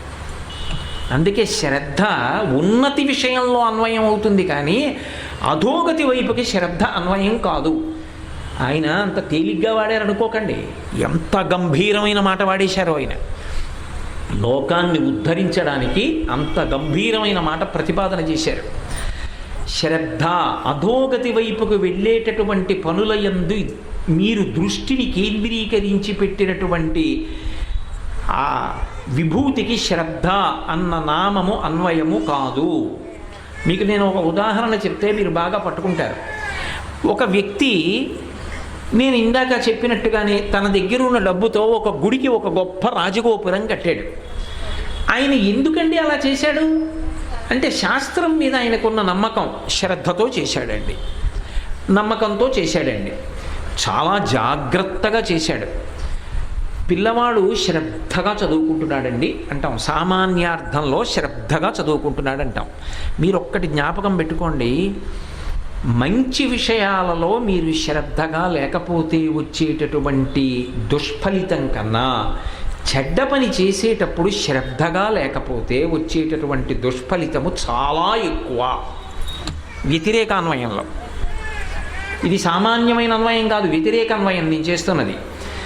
నువ్వు చదువుకో అన్నారనుకోండి పిల్లాన్ని, వాడు సరిగ్గా చదవట్లేదు శ్రద్ధగా. సామాన్యార్థంలో శ్రద్ధ అన్న మాటకు అర్థం చెప్తున్నాను. వాడు సరిగ్గా చదవట్లేదు, ఏదో పుస్తకం పట్టుకుని గడగడ చదువుకుంటున్నాడు. శ్రీకృష్ణదేవరాయల వారు విజయనగర సామ్రాజ్యమును పరిపాలించెను. విజయనగర సామ్రాజ్యము దక్షిణ భారతదేశమునందున్నది. ఆయన వద్ద అష్టదిగ్గజముల నడి కవులుండెడి వారు, అందులో అల్లసాని పెద్దనగారు ప్రధానుడు. అల్లసాని పెద్దన్నమను చరిత్ర రచించెను. మీరు ఆపి కృష్ణదేవరాయల వారి దగ్గర ఎంతమంది కవులు ఉండేవారు అంటే, వాడు తెల్లమొహం వేస్తాడు. అంటే వాడి కళ్ళు చదివేస్తున్నాయి, నోరు పలికేస్తోంది, వాడి మనసు అక్కడ లేదు. అంటే ఇప్పుడు నేనేమనాలి వాడిని? వాడి శ్రద్ధగా చదవట్లేదండి అంటాను కాదు. విహిత కర్మ చెయ్యవలసిన పనిలో శ్రద్ధ లేదనుకోండి, ప్రమాదం లేదు. నీకు బుద్ధి ఉందా లేదా, మళ్ళీ చదువు అంటాను అంతే. జేబు దొంగతనం చేసేవాడు శ్రద్ధగా చేయలేదనుకోండి, ఏమవుతుంది? వీపు పగిలిపోదు, వాడికి కారాగారంలో పారేయరు. అలా అన్వయం చేస్తే శ్రద్ధ వ్యతిరేకమైన విషయంలో అవసరమా, చెయ్యవలసిన పనిలో ఎక్కువ అవసరమా? వ్యతిరేకమైన పని చేయడంలోనే శ్రద్ధ ఎక్కువ అవుతుంది. కానీ అలా అన్వయం చెయ్యకూడదు, మీరు బాగా గుర్తుపెట్టుకోండి. అందుకే శ్రద్ధ అన్న మాటని మనం సామాన్యంగా ఎలా ప్రతిపాదిస్తామో అలా ప్రతిపాదించరు వేదాంతంలో. శ్రద్ధగా చదువుకున్నాడు, శ్రద్ధగా పరిగెత్తాడు, శ్రద్ధగా ఆడుకుంటున్నాడు, శ్రద్ధగా తింటున్నాడు, ఈ శ్రద్ధ కాదు వేదాంతంలో. సాయిబాబా గారు చెప్తున్నటువంటి శ్రద్ధ వేరు, వేదాంతపరమైన శ్రద్ధ. శ్రద్ధ అన్న మాటకు అర్థం ఏమిటంటే, శాస్త్రస్య గురువాక్యస్య సత్యబుద్ధ్యావధారణ సా శ్రద్ధ కడితా సిద్ధి యయా వస్తుపలభ్యతే. శ్రద్ధాత్రయ విభాగయోగం అని భగవద్గీతలో గీతాచార్యుడు ఏకంగా ఒక అధ్యాయం చెప్పాడు. శ్రద్ధ అంటే శంకర భగవత్పాదులు వ్యాఖ్యానం చేశారు. శాస్త్రస్య, శాస్త్రమునందు నమ్మకము, గురువాక్యస్య, గురువుగారు చెప్పినటువంటి మాట యందు నమ్మకము. ఈ రెండూ కలిగి ఉన్నవాడు ఎవరు ఉన్నాడో అటువంటి వాడు శ్రద్ధ కలిగి ఉన్నాడు. శాస్త్రస్య గురువాక్యస్య సత్యబుద్ధ్యావధారణ. శాస్త్రం చెప్పింది పరమసత్యం, గురువుగారు చెప్పారు పరమసత్యం, ఇంక అందులో అనుమానం లేదు. అనుమానం లేకుండా మా గురువుగారు చెప్పారు కాబట్టి ఇది నాకు ఉద్ధరణ యోగ్యతే, ఇది నన్ను ఉద్ధరించి తీరుతుంది. ఎవడు గురువు చెప్పిన మాట మీద త్రికరణ శుద్ధిగా పరమ నమ్మకంతో నిలబడతాడో వాడు శ్రద్ధావంతుడు. శాస్త్రస్య, శాస్త్రం చెప్పింది. శాస్త్రం అంటే ఏమిటి? ఏదో భౌతిక శాస్త్రము, రసాయన శాస్త్రము అంటాం, ఆ శాస్త్రాలు కావు. శాస్త్రము అంటే శాసనాత్ శంసనాత్ ఇది శాస్త్ర. ఏది రాజు దండించి మాట్లాడతాడో, రాజశాసనం ఎలా ఉంటుందో, రాజశాసనం బ్రతిమాలదు, రాజశాసనం కఠినంగా ఉంటుంది, అలా ఉండేదాన్ని శాస్త్రం అంటారు. రాజశాసనంలా ఉండేది ఏది అంటే వేదం. వేదమునకు శాస్త్రం అని పేరు. వేదము చెప్పినటువంటి విషయం మీద పరమ నమ్మకం ఉన్నవాడెవరో, గురువుగారు చెప్పిన విషయం మీద పరమ నమ్మకం ఉన్నవాడెవరో వాడు శ్రద్ధావంతుడు. ఇప్పుడు శ్రద్ధ ఒక్కటే కదా, గురువుగారి మీద నమ్మకం ఉండాలి, శాస్త్రం మీద నమ్మకం ఉండాలి. ఈ నమ్మకంతో నువ్వు చేస్తున్నావు. నేను ప్రవచనం చేస్తూ ఎక్కడో శారదా నవరాత్రుల్లో ప్రవచనం చేస్తున్నాను అనుకోండి, అమ్మ మీరు చక్కగా కుంకుమార్చన చేసుకుంటే అమ్మవారికి నవరాత్రుల్లో మీకు సమస్త శ్రేయస్సు కలుగుతుంది. వాళ్ళు ఇక ఇంటికి వెళ్ళి ఏ పుస్తకం చూడలేదు. అలా ఉందా ఎక్కడైనా పుస్తకంలో? దేవీ భాగవతంలో ఉందా, లేకపోతే ఏదైనా రామాయణంలో ఉందా, భారతంలో ఉందా? వాళ్ళు చూడలేదు. వాళ్ళు నా యందు గురి పెట్టుకున్నారు. ఎవరి యందు గురి నిలబడిందో వాడు గురువు. వాళ్ళు నా మీద గురి పెట్టుకుని ఆయన చెప్పాడు శారదా నవరాత్రుల్లో అమ్మవారిని కుంకుమతో అర్చన చేస్తే మంచిది అన్నాడు, కాబట్టి మేము చేసుకుంటాం అన్నాడు. ఇప్పుడు వాళ్ళకి ఏమిటి నమ్మకం అంటే గురువాక్యస్య, గురువుగారు చెప్పిన మాట మీద నమ్మకం, అంతే. శాస్త్రస్య, గురువుకి దేని మీద నమ్మకం? శాస్త్రస్య, శిష్యుడికి దేని మీద నమ్మకం? శాస్త్రస్య, శాస్త్రం మీద నమ్మకం. శాస్త్రమును నమ్మి చేసిన, గురువుని నమ్మి చేసిన వాడు శ్రద్ధ కలిగినవాడు. ఆ శ్రద్ధ ఎవరికి ఉన్నదో యయా వస్తువుపలభ్యతే, వాడికి లభ్యము కానిదన్నది లేదు. శాస్త్రమునందు గురువు యందు ఎవరు విశ్వాసమును పెట్టుకుని బ్రతుకుతున్నాడో అచంచల విశ్వాసము, అది ఇక అటు ఇటు ఊగదు, అంత నమ్మకం. శాస్త్రం చెప్పింది, గురువుగారు చెప్పారు కాబట్టి అది సత్యం, అందుకు చేస్తాను అన్నదానం. గురువుగారు చెప్పారు నీ దగ్గర ఉంది అన్నదానం చేయమన్నారు, చేస్తున్నాను. గురువుగారు చెప్పారు నీ దగ్గర ఉంది ఈ పనికి వినియోగించన్నారు, చేసేస్తానంతే. గురువుగారు చెప్పారు, గురువుగారు చెప్పారంటే ఇక దానివల్ల ఫలితం నాకు అనవసరం. గురువుగారు చెప్పారంటే అది సత్యం, అంతే, చేసేస్తాను. శాస్త్రం చెప్పింది నువ్వు ఇలా ఉండమని, కాబట్టి నేను ఇలాగే చేస్తాను. గోవుని సేవించు, శాస్త్రం చెప్పింది, నేను ఆవుని సేవిస్తాను. ఎవరైనా దీనుడు కనపడితే ఆదుకో, శాస్త్రం చెప్పింది, నేను ఆదుకుంటాను. ఆదుకుంటే నాకు పోతోంది కదా.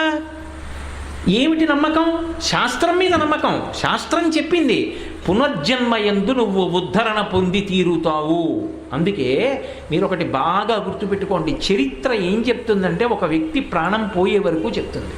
ఓ కృష్ణదేవరాయల వారు ఉన్నారనుకోండి, ఆయన ఎప్పుడు పుట్టారు, ఎప్పుడు పెరిగారు, ఎలా పరిపాలించారు, ఎన్ని సౌకర్యాలు చేశారు, చిట్ట చివరికి ఆయన శరీరం ఎలా విడిచిపెట్టేశారు, ఇది చెప్తే చరిత్ర అంటారు. పురాణం అలా చెప్పదు. కృష్ణదేవరాయల వారు అనబడేటటువంటి శరీరంలోకి ఒక జీవుడు వచ్చి అన్ని మంచి పనులు చేసి అంత కీర్తి సంపాదించుకోవడానికి అంతగా పూర్వం ఏం చేశాడు? కృష్ణదేవరాయల వారిగా అన్ని మంచి పనులు చేసిన తర్వాత శరీరంలోంచి వెళ్ళిపోయిన తర్వాత ఏం పొందాడు? సర్గశ్చ ప్రతిసర్గశ్చ వంశో మన్వంతరాణి చ వంశానుచరితం చైవ పురాణం పంచలక్షణం, 5 లక్షణాలతో చెప్తుంది. అందుకే భరతోపాఖ్యానంలో చిట్ట చివర లేడిపిల్లని తలుచుకుంటూ వెళ్ళిపోతే మళ్ళీ లేడిపిల్లగా వచ్చాడు. జీవుడి యొక్క యాత్ర చెప్తుంది. చెప్పినప్పుడు అది నమ్మకం. చూసావా, అక్కర్లేని విషయం మీద భ్రాంతి పెట్టేసుకుంటే ఎలా పాడైపోయాడో. దేని మీద మనసు పెట్టుకోవాలో దాని మీద పెట్టుకోవాలి. ఇప్పుడు ఏమిటి నాకు నమ్మకం? దేనివల్ల నేను శాస్త్రాన్ని నమ్మాలి? దేనివల్ల భగవంతుడిని నమ్మాలి? ఎందుకు పుణ్యకర్మ చెయ్యాలి? మీరందరు ఎందుకు వచ్చి కూర్చుని వినాలి? నేను ఎందుకు ఇక్కడికి వచ్చి మాట్లాడాలి? అంటే మనందరికీ దీని మీద నమ్మకం, అంటే శాస్త్రం మీద నమ్మకం, మనందరికీ గురువుగారి మీద నమ్మకం. అందుకని మనం వచ్చి కూర్చున్నాం. శాస్త్రం మీద, గురువుగారి మీద నమ్మకంతో నువ్వు ఇక్కడ చేస్తున్న పనుల యొక్క ఫలితములు నీకు వెంటనే ఇక్కడే కనపడాలని ఏమీ ఆధారం ఉండదు. కానీ ఉత్తర జన్మలో అనుభవిస్తావు, వచ్చే జన్మలో ఈ పుణ్యానికి ఫలితం అనుభవిస్తావు. అంటే అసలు వచ్చే జన్మ అంటూ ఉందని మొదట నమ్మాలా? ఈ జీవుడు వేరే శరీరం పొందుతాడని నమ్మాలా? ఆ శరీరం ఇచ్చేవాడు ఉన్నాడని నమ్మాలా? ఈ పునర్జన్మ సిద్ధాంతాన్ని నమ్మాలంటే అది ప్రతిపాదించిన వేదాన్ని నమ్మాలా? ఇది శాస్త్రము మీద, గురువు గారి మీద నమ్మకం పెట్టుకుని బ్రతికితే అటువంటి జీవితాన్ని, అటువంటి నమ్మకంతో బ్రతికిన బ్రతుకుని శ్రద్ధ అంటారు. ఇప్పుడు ఆయన ఏం చేశాడు? గురువుగారు చెప్పారు, చేశాడంతే. ఆయన గురువుగారి చేతి పనిముట్టు. ఇప్పుడు ఆయనకి ద్విగుణీకృత ఫలితం పడిపోతుంది. కారణం ఏమిటో తెలుసా? ఆయన కేవలం చెయ్యడం కాదు, చెయ్యడం వెనక ఏముంది అంటే గురువుగారి మాట మీద నమ్మకం ఉంది. ఒక పని చెయ్యడం వెనక కారణం ఏముంది అంటే శాస్త్రం మీద నమ్మకం ఉంది. ఈ రెండు అతడు ఉద్ధరణ పొందడానికి కారణములై ఉంటాయి. అందుకే గురువుగారి దగ్గరికి వెళ్ళేటప్పటికీ ఒక విషయం అన్వయం అవుతుంది. ఏమిటా విషయం అంటే పరిప్రశ్నేన సేవయా అంటారు. సాయిబాబా గారు ఒకప్పుడు దీని గురించి ప్రస్తావించారు కూడా. పరిప్రశ్నేన సేవయా, ప్రశ్న పరిప్రశ్న అని రెండు మాటలు. ప్రశ్నకి పరిప్రశ్నకి తేడా ఏమిటి అంటే, ప్రశ్న అంటే సమాచారమును రాబట్టుకోవడం కోసం అవతల వారిని మీరు అడిగేటటువంటి ఒక విశేషం. అది అనుమానంతో అడగచ్చు, నిజమో అబద్ధమో తేల్చుకోవడానికి అడగచ్చు, లేదా సమాచారం తెలుసుకోవడానికి అడగచ్చు. తెలుసుకున్న తర్వాత వీడంత సమర్థుడు కాడు చెప్పడానికని మీరు ఊరుకోవడానికి పనికి రావచ్చు. లేదా నువ్వు సమర్థుడివి కావు అన్న విషయం అతని చేతే చెప్పించడానికి ప్రశ్న మీద ప్రశ్న వేయచ్చు. అప్పుడు ప్రశ్నలు అంటారు దాన్ని. నేను ఏదో చెప్పాను అనుకోండి, అయ్యా నేను సముద్రం చూశాను, ఎంత గొప్పగా ఉంటుందంటారు సముద్రం అంటే అన్నాను అనుకోండి. మీరు ఎప్పుడూ సముద్రం చూడలేదు, కానీ నేను సముద్రం చూశాను అనడానికి మీకు ఏమిటి నమ్మకం? ఎక్కడెక్కడ పనిచేశారండి మీరు అన్నారు అనుకోండి. నేను ఇంతకుముందు ఢిల్లీలో పనిచేశానండి. అలాగే నేను ఇంతకు పూర్వం దక్షిణ దేశంలో హైదరాబాద్లో పనిచేశాను. ఇంతకుముందు నేను నిడదవోలులో పనిచేశాను. ఈ 3 చోట్ల నేను ఉద్యోగం చేశానండి అన్నాను అనుకోండి. కాకినాడలో లేను అనుకోండి, అందాక కాకినాడలో లేను. లేకుండా నేను ఈ మాటలు మీతో ప్రస్తావన చేసేటప్పటికీ నేను ఎక్కడో వేరొక చోట ఉన్నాను, వేరొక ఊళ్ళో, కోయంబత్తూరులో ఉన్నాను అనుకోండి. ఉండి ఈ మాట చెప్పాను, మీకు వెంటనే ఓ అనుమానం వస్తుంది. వీడు ఉద్యోగం చేసింది ఢిల్లీలో, వీడు ఉద్యోగం చేసింది హైదరాబాదులో, వీడు ఉద్యోగం చేసింది నిడదవోలులో, వీడు సముద్రం ఎక్కడ చూశాడు అసలు అని. అయ్యా సముద్రం ఎక్కడ చూసేవారు మీరు మరి అన్ని మాటలు అంటే? భలేవారే, ఢిల్లీలో చూడకపోవడేటండి, ఢిల్లీలో రోజు వెళ్ళేవాడిని సముద్రపు రొడ్డుకే అన్నాను అనుకోండి. మీకు వెంటనే ఓ విషయం అర్థమైంది, అబద్ధం చెప్తున్నాడు, ఢిల్లీలో సముద్రం లేదు. అందుకేశారు మీరు రెండో ప్రశ్న, అనుమానం వచ్చి వేశారు. ఓ ఢిల్లీలో అంత పెద్ద సముద్రం ఉందేమండి, మరి ఓడ మీద కూడా వెళ్ళొచ్చు అంటారా ఢిల్లీకి అంటే? ఎందుకు వెళ్ళకూడదండి? చక్కగా వెళ్ళొచ్చు, కాకపోతే ఏంటంటే ఆలస్యం అవుతుంది కాస్త. అంటే ఎక్కడి నుంచి ఎక్కడికి ఉంది ఢిల్లీకి మార్గం అంటే? అన్నీ మీరు చెప్పేసిన తర్వాత తప్పు సుమండి, మీ వయసుకి తగ్గ పని కాదు, అలా చెప్పచ్చా మీరు? ఢిల్లీలో సముద్రం ఉందా అనైనా అనొచ్చు. లేదా అప్పటికి ఊరుకుని పక్కకి వెళ్ళి వింటున్నాం కదా అని ఎలా చెప్పాడో చూడండి, ఢిల్లీలో సముద్రం ఉంది, ఈయన రోజు చూశాక. అంటే ఏమైంది? నేను నిజంగా అనుభవాన్ని పొందానా పొందలేదా అన్న అనుమానంతో ప్రశ్నలు వేయచ్చు. లేదా నాకు ఆ విషయం మీద సమగ్రమైన అవగాహన లేదండి అని నాతో ఒప్పించడానికి, నన్ను ఓడించడానికి ప్రశ్నలు వేయచ్చు, నన్ను ఇబ్బంది పెట్టడానికి ప్రశ్నలు వేయచ్చు. పరిప్రశ్న అంటే అందుకోసం మీరు పరిప్రశ్న ఎందుకు చేస్తారో తెలుసా? నాకు బాగా అర్థమైందా లేదా అన్నది రూఢం చేసుకోవడానికి అడుగుతాను. మీరు బాగా ఈ విషయం పట్టుకోవాల్సిమండి, ఎందుకంటే ఇది కొంచెం జాగ్రత్తగా తెలుసుకోవలసిన విషయం. అవతల వారిని ఇబ్బంది పెట్టడానికి ప్రశ్న మీద ప్రశ్న వేయడం ఒక ఎత్తు, నాకు బాగా అర్థమైందో లేదో తెలుసుకోవడానికి గురువుగారిని గుచ్చి ప్రశ్నలు వేయడం ఒక ఎత్తు. గురువుగారిని అన్ని మాటలు ఎందుకు ప్రశ్న వేస్తాడంటే తనకి సరిగా అర్థమైందా అన్నది. గురువుగారికి అర్థం అవ్వలేదన్న అపనమ్మకంతో కాదు, గురువుగారికి తెలుసని నమ్మకం. గురువుగారికి తెలియకపోవడం లేదండో మహానుభావుడు, ఆయనకి తెలుసు. మరి ఎందుకు అన్ని మాటలు అడుగుతున్నావు? నాకు సరిగా అర్థమైందో లేదో అని. మీకు ఒక్క విషయం చెప్తే చాలా తేలిగ్గా మీరు పట్టేసుకుంటారండి. నేను ఇంత తలకాయ కొట్టుకోక్కర్లేదు. ఏటీఎం కార్డు వాడడానికి మొట్టమొదటిసారి ఏటీఎం కార్డు అట్టుకుని ఏటీఎం కౌంటర్లోకి వెళ్ళాడు. ఎవరు లేరు. కానీ అక్కడ దాన్ని అంతటినీ కూడా రక్షణ చూసే వ్యక్తి ఒకతను ఉంటాడా? ఎలా డబ్బులు తీసుకోవాలి అక్కడే ఉంటాడు కదా. అతను రాత్రి పగల అతనికి తెలుస్తుంది ఖచ్చితంగా. మీకు నమ్మకం ఉంది అతనికి తెలుసు అన్న విషయంలో మీకు అనుమానం లేదు. అతనికి తెలుసు, నమ్మకం. ఏమండి 1000 రూపాయలు తీసుకోవాలి, కొత్తగా వచ్చింది ఏటీఎం కార్డు, ఎలా తీసుకోవాలండి అని అడిగారు. చూసారా పక్కన ఉంది ఒక చిన్న కన్నం, అందులో ఈ కార్డు పెట్టండి. పెట్టేటప్పుడు ఇదిగో ఈ ముద్ర అటువైపుకు ఉండాలి అంటే ఇలా తిరగేసి పెట్టబోతున్నా. కాదు ఇలా పెట్టాలి. ఇలా పెట్టి లోపలికి పెట్టండి. పెట్టి ఒక్క క్షణం ఉంచి వెనక్కి తీసేయండి. ఏదో బ్యాంకింగ్ అవి ఇవి వస్తాయి, అక్కడ ముట్టుకోండి. మీరు బ్యాంకింగ్ కదా చేస్తున్నారు, ముట్టుకోండి. కోడ్ ఎంటర్ చేయమని వస్తుంది. మీకు ఇచ్చిన నెంబర్ కొట్టండి ఇక్కడ. అది మీరు ఎన్ని నెంబర్లు కొట్టారో అన్ని ఎక్స్లు చూపిస్తుంది. తర్వాత క్యాష్ విత్డ్రాయలా ఏమిటని అడుగుతుంది. విత్డ్రాయల్ నొక్కండి. సేవింగ్స్ బ్యాంకా కరెంట్ బ్యాంకా అంటుంది. సేవింగ్స్ బ్యాంక్ నొక్కండి. మీకు ఎంత కావాలో అక్కడ అమౌంట్ వెయ్యండి. 1000 ఎంతో మళ్ళీ కొట్టండి. కొట్టి ఊరుకోండి. Your transaction is processed, please wait అని వస్తుంది. ఆగండి. ఇది ఇక్కడ డబ్బు వస్తుంది, తీసేసుకోండి. మీరు ఎంత తీసుకున్నారో ఎంత మిగిలిందో అక్కడ కాగితం వస్తుంది, తీసేసుకోండి. అప్పుడు వెళ్ళిపోండి అన్నాడు. ఇప్పుడు నాకు అనుమానం లేదు, అతను చెప్పింది సత్యం, అతనికి తెలుసు అలాగే డబ్బులు తీసుకోవాలి అని. ఇప్పుడు నేను ఆ కార్డు పెడుతూ ఇలా పెట్టి తీసేయచ్చండి ఇంకా అన్నాను. ఇప్పుడు అతనికి తెలియదని అడిగానా, అతను చెప్పింది నాకు సరిగా అర్థమైందో లేదో అని అడిగానా? అతనికి తెలియదని కాదు, నాకు సరిగా అర్థమైందో లేదో అని వెంటనే తీసేస్తానని మాకు తీసేయచ్చు అన్నాడు. ఆ పక్కన నిలబడి తీసేసాను. వెంటనే ఏదో బ్యాంకింగ్ కదండి అన్నారు. ఆయన చెప్పాడు, వీడు విన్నాడు, రూఢం చేసుకుంటున్నాడు. అతనికి తెలుసు నేను సరిగా అర్థం చేసుకున్నానా, బ్యాంకింగేనా నొక్కాలన్నాడు. అంటే ఇప్పుడు అతని మీద నమ్మకం లేక కాదు సుమండి, నమ్మకం ఉంది, నాకు సరిగా అర్థమైందా లేదా, బ్యాంకింగేనండి అన్నాడు. మళ్ళీ ముట్టుకున్నాను. Enter your pin. ఇప్పుడు నేను నెంబర్లు దీని మీద నొక్కాలి కదండి, పైకి చెప్పకూడదండో మీరు, ఆ నెంబర్ ఏం చెప్పకండి, మీరు నొక్కండి అంతే అక్కడ అన్నాడు. నొక్కాను. ఏమంటే 4 ఎక్స్లు వచ్చాయి, రిజిస్టర్ అయిపోయినట్టే కదా, రిజిస్టర్ అయినట్టు అలా ఉండండి వస్తుంది అన్నాడు.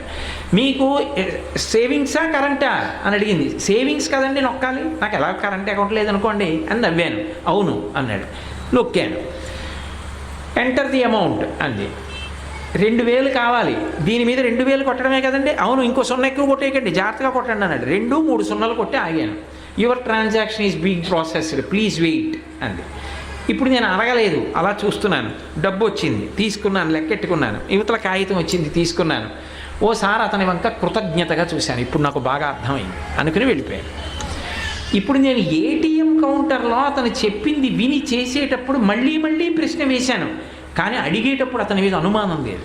ఢిల్లీలో సముద్రం లేదన్న విషయం రూఢం చేసుకుని వాడిని పరిహాసం ఆడడానికి అడిగినట్టు అడిగింది కాదు. అతనికి తెలుసు నాకు సరిగా తెలిసిందా లేదా అతను చెప్పింది అన్నది నిర్ధారణ చేసుకోవడానికి ప్రశ్నలు వేస్తున్నాను. పరిప్రశ్న అంటే అది. పరిప్రశ్న అన్న మాటలో గురువు గారికి తెలియదన్న అనుమానం లేదు. గురువు గారికి తెలుసు. కానీ గురువు గారు చెప్పింది నాకు సక్రమంగా అర్థమవుతోందా, గురువుగారికి తెలిసింది నాకు బాగా అర్థమవుతోందా లేదా అన్నది రూఢం చేసుకోవడానికి అయ్యా అనుగ్రహించి చెప్పండి, నాది అల్పబుద్ధి, మీరు చెప్పింది సరిగా అర్థం చేసుకున్నానో లేదో, ఇంకొకలా అర్థమైందేమో అని మళ్ళీ గురువుగారిని అడుగుతున్నాడు. అడిగి సేవయా అడిగేటప్పుడు గురువుగారు ఎంత అలిసిపోతున్నాడు. 1కి 10 మాటలు అదే పనిగా చెప్పి అలా చెప్పి అలిసిపోయి గురువుగారి శరీరం వదిలేస్తే మళ్ళీ చెప్పేవాడు ఎక్కడ దొరుకుతాడు? అందుకని గురువుగారు దీనికి మీరు శ్రమపడ్డారు, వేరొక దానికి శ్రమపడకండి. మీకు కూరల కోసం మీరు పరిగెత్తకండి. మీరు కూరలకి పరిగెత్తి ఉపన్యాసానికి పరిగెడితే మేమెందుకు? కూరలు మేము తెచ్చి పెడతాం. సేవయా మీరు బడలిపోకండి, మీరు పడుకోండి. గురువుగారు కాసేపు కాళ్ళు పడతాం, మీ కాళ్ళకి బడలిక తీరుతుంది, నొప్పి తగ్గి నిద్రపోండి. గురువుగారు మీరు లేచి స్నానం చేసి వచ్చేటప్పటికి ముందు స్నానం చేసి మీ పూజకి అది తుడిచిపెడతాను. ఎందుకని? పరిప్రశ్నేన గురువుగారికి సత్యము గురించి తెలుసు. ఆయన అనుభవించారు. ఆయన్ని సేవించి ఆయనకి తెలిసి ఉన్నది నాకు సరిగా తెలుస్తోందా లేదా మళ్ళీ మళ్ళీ అడిగి తెలుసుకుంటాను. గురువుగారు డస్సిపోయేలా అడగడు. అందుకే గురువుగారిని రక్షించుకుని ఆయన శరీరాన్ని కాపాడుకుని ఆయన ఇప్పుడు చెప్పడానికి ప్రశాంతంగా కూర్చునున్నారన్నప్పుడు గురువుగారి దగ్గర ఎంతో మర్యాదతో కూర్చుని ఆయన్ని సేవించి, అయ్యా నాకు అర్థమైంది, సరిగానే అర్థమైందా, మీరు నిన్న ఇది కదా చెప్పారు అని అడుగుతాడు. అడిగినప్పుడు గురువు మళ్ళీ మళ్ళీ చెప్తుంటాడు. రూఢమై నాటుకుంటుంది. అది పరిప్రశ్నేన సేవయా. ఇలా పరిప్రశ్న చెయ్యడానికి ప్రాతిపదిక ఏమిటి? శ్రద్ధ. గురువుగారికి తెలుసు అది సత్యం అంటే ఇప్పుడు అసలు ముందు గురువుగారి మాట సత్యము అనడానికి ముందేమిటుంది? మీకు విశ్వాసం ఉంది, అది అచంచలము. గురువుగారు చెప్పింది సత్యమా అసత్యమా అన్న మాట లేనే లేదు. గురువుగారు చెప్పారు సత్యం అంతే. ఇంకా గురువుగారి నేటువంటి వచ్చింది అది సత్యం అంతే. ఇంకా ఆ నమ్మకం శిష్యుడికి ఉంది. ఆ అచంచల విశ్వాసము ఏర్పడితే ఒంటి కంటి ప్రయాణం అంటారు దాన్ని. ఒక్క కన్నే పనిచేస్తోంది, రెండో కన్ను పనిచేయట్లేదు. ప్రయాణం మొదలెట్టాడు. ఎగుడు దిగుళ్ళు సరిగ్గా తెలుస్తాయా?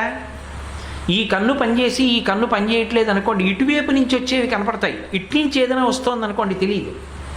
ఒక కన్ను అంధకారంలో ఉంటే ఒక కంటితో ప్రయాణం ఎలా కుదురుతుంది బ్రహ్మాన్ని తెలుసుకోవడానికి? ఎక్కడ గురువుగారి మీద నమ్మకం ఉందో అది శ్రద్ధ అని నేను అస్తమానం అంటున్నాను కదా. శాస్త్రస్యా గురువాక్యస్యా సత్యబుద్ధ్యావధారణ సా శ్రద్ధా గణితా సిద్భి యయా వస్తూపలభ్యతే. గురువుగారు చెప్పినది సత్యం, ఇది మొదటి కన్ను శ్రద్ధ. ఎప్పుడైతే గురువుగారు చెప్పినది సత్యమో మీకు శ్రద్ధ వచ్చిందో రెండో కన్ను తనంత తానొస్తుంది, వినయం. ఎందుకనో తెలుసా? మహానుభావుడు ఆయన చెప్తున్నాడు అది సత్యం, మనం ఆ మార్గంలో వెళ్ళాలి. ఇటువంటి మహానుభావుడు చెప్పినప్పుడు నేను ఉపయోగించుకోకపోతే నా బతుకు ఏమైపోతుంది? మనుష్య జన్మలోకి వచ్చి ఇటువంటి గురువు దొరకడం నా అదృష్టం. ఈ గురువు గారు చెప్పినప్పుడు నేను సేవించి వారు చెప్పిన మార్గంలో వెళ్ళాలి. ఈయన కన్నా నాకు గొప్పవాడు లోకమునందు లేడు. ఈ లోకంలో నాకు గొప్పవాడు అన్న మాట ఏదైనా ఉంటే అది అన్వయం కళ్ళు మూసుకుని ఎవరి పట్ల? గురువు పట్ల. ఆయన కన్నా అధికుడు లేడు. నాకు కారుంది, గురువుగారికి లేదు, అందుకని గురువుగారు నాకన్నా తక్కువ, అన్వయం అవదు. నాకు డబ్బుంది, గురువుగారికి నాకున్నంత డబ్బు లేదు, గురువుగారు నాకన్నా పేదవాడు, అన్వయం అవదు. నేను గురువుగారి కన్నా పొడుగు, గురువుగారు నాకన్నా పొట్టి, అన్వయం అవదు. నాకు బలవంతుణ్ణి, గురువుగారికి అంత బలం లేదు, అన్వయం అవదు. నా దగ్గర 2 మేడలు ఉన్నాయి, గురువుగారికి లేవు, అన్వయం అవ్వదు. మరి ఎలా అన్వయం అవ్వదు? ఎందుచేత వినయం నీకు అంటే నాకున్నవి ఏవైనా ఆయన అనుగ్రహంతో ఉన్నాయి. ఆయన కన్ను ఎర్ర చేశాడా ఇవన్నీ కొట్టుకుపోతాయి. ఆయన అనుగ్రహం నేను అనుభవిస్తున్నవన్నీ. ఇప్పుడు నువ్వు ఏమున్నాయన్నది కాదు, ఏవి ఉన్నా ఆయన అనుగ్రహంతో ఉన్నాయి. అప్పుడు గురువు దగ్గర చేతులు కట్టుకొని నీ అంత నువ్వు ఆ వినయంతో తల ఉంచుకుని నిలబడతావు. గురువు చెప్పింది వినడమే తప్ప గురువుకి చెప్పే ప్రయత్నం చెయ్యవు, గురువు దగ్గర మాట్లాడవు. ఎందుకని? ఆయన చెప్పింది జుర్రుకోవాలి చెవులతో తప్ప నేను మాట్లాడడం ఏమిటి గురువుగారి దగ్గర? గురువుగారు మాట్లాడితే నేను జుర్రుకోవాలి దొప్పలతో, లోపల నిలబెట్టుకోవాలి. ఇప్పుడు వినయం రెండో కన్ను వచ్చింది.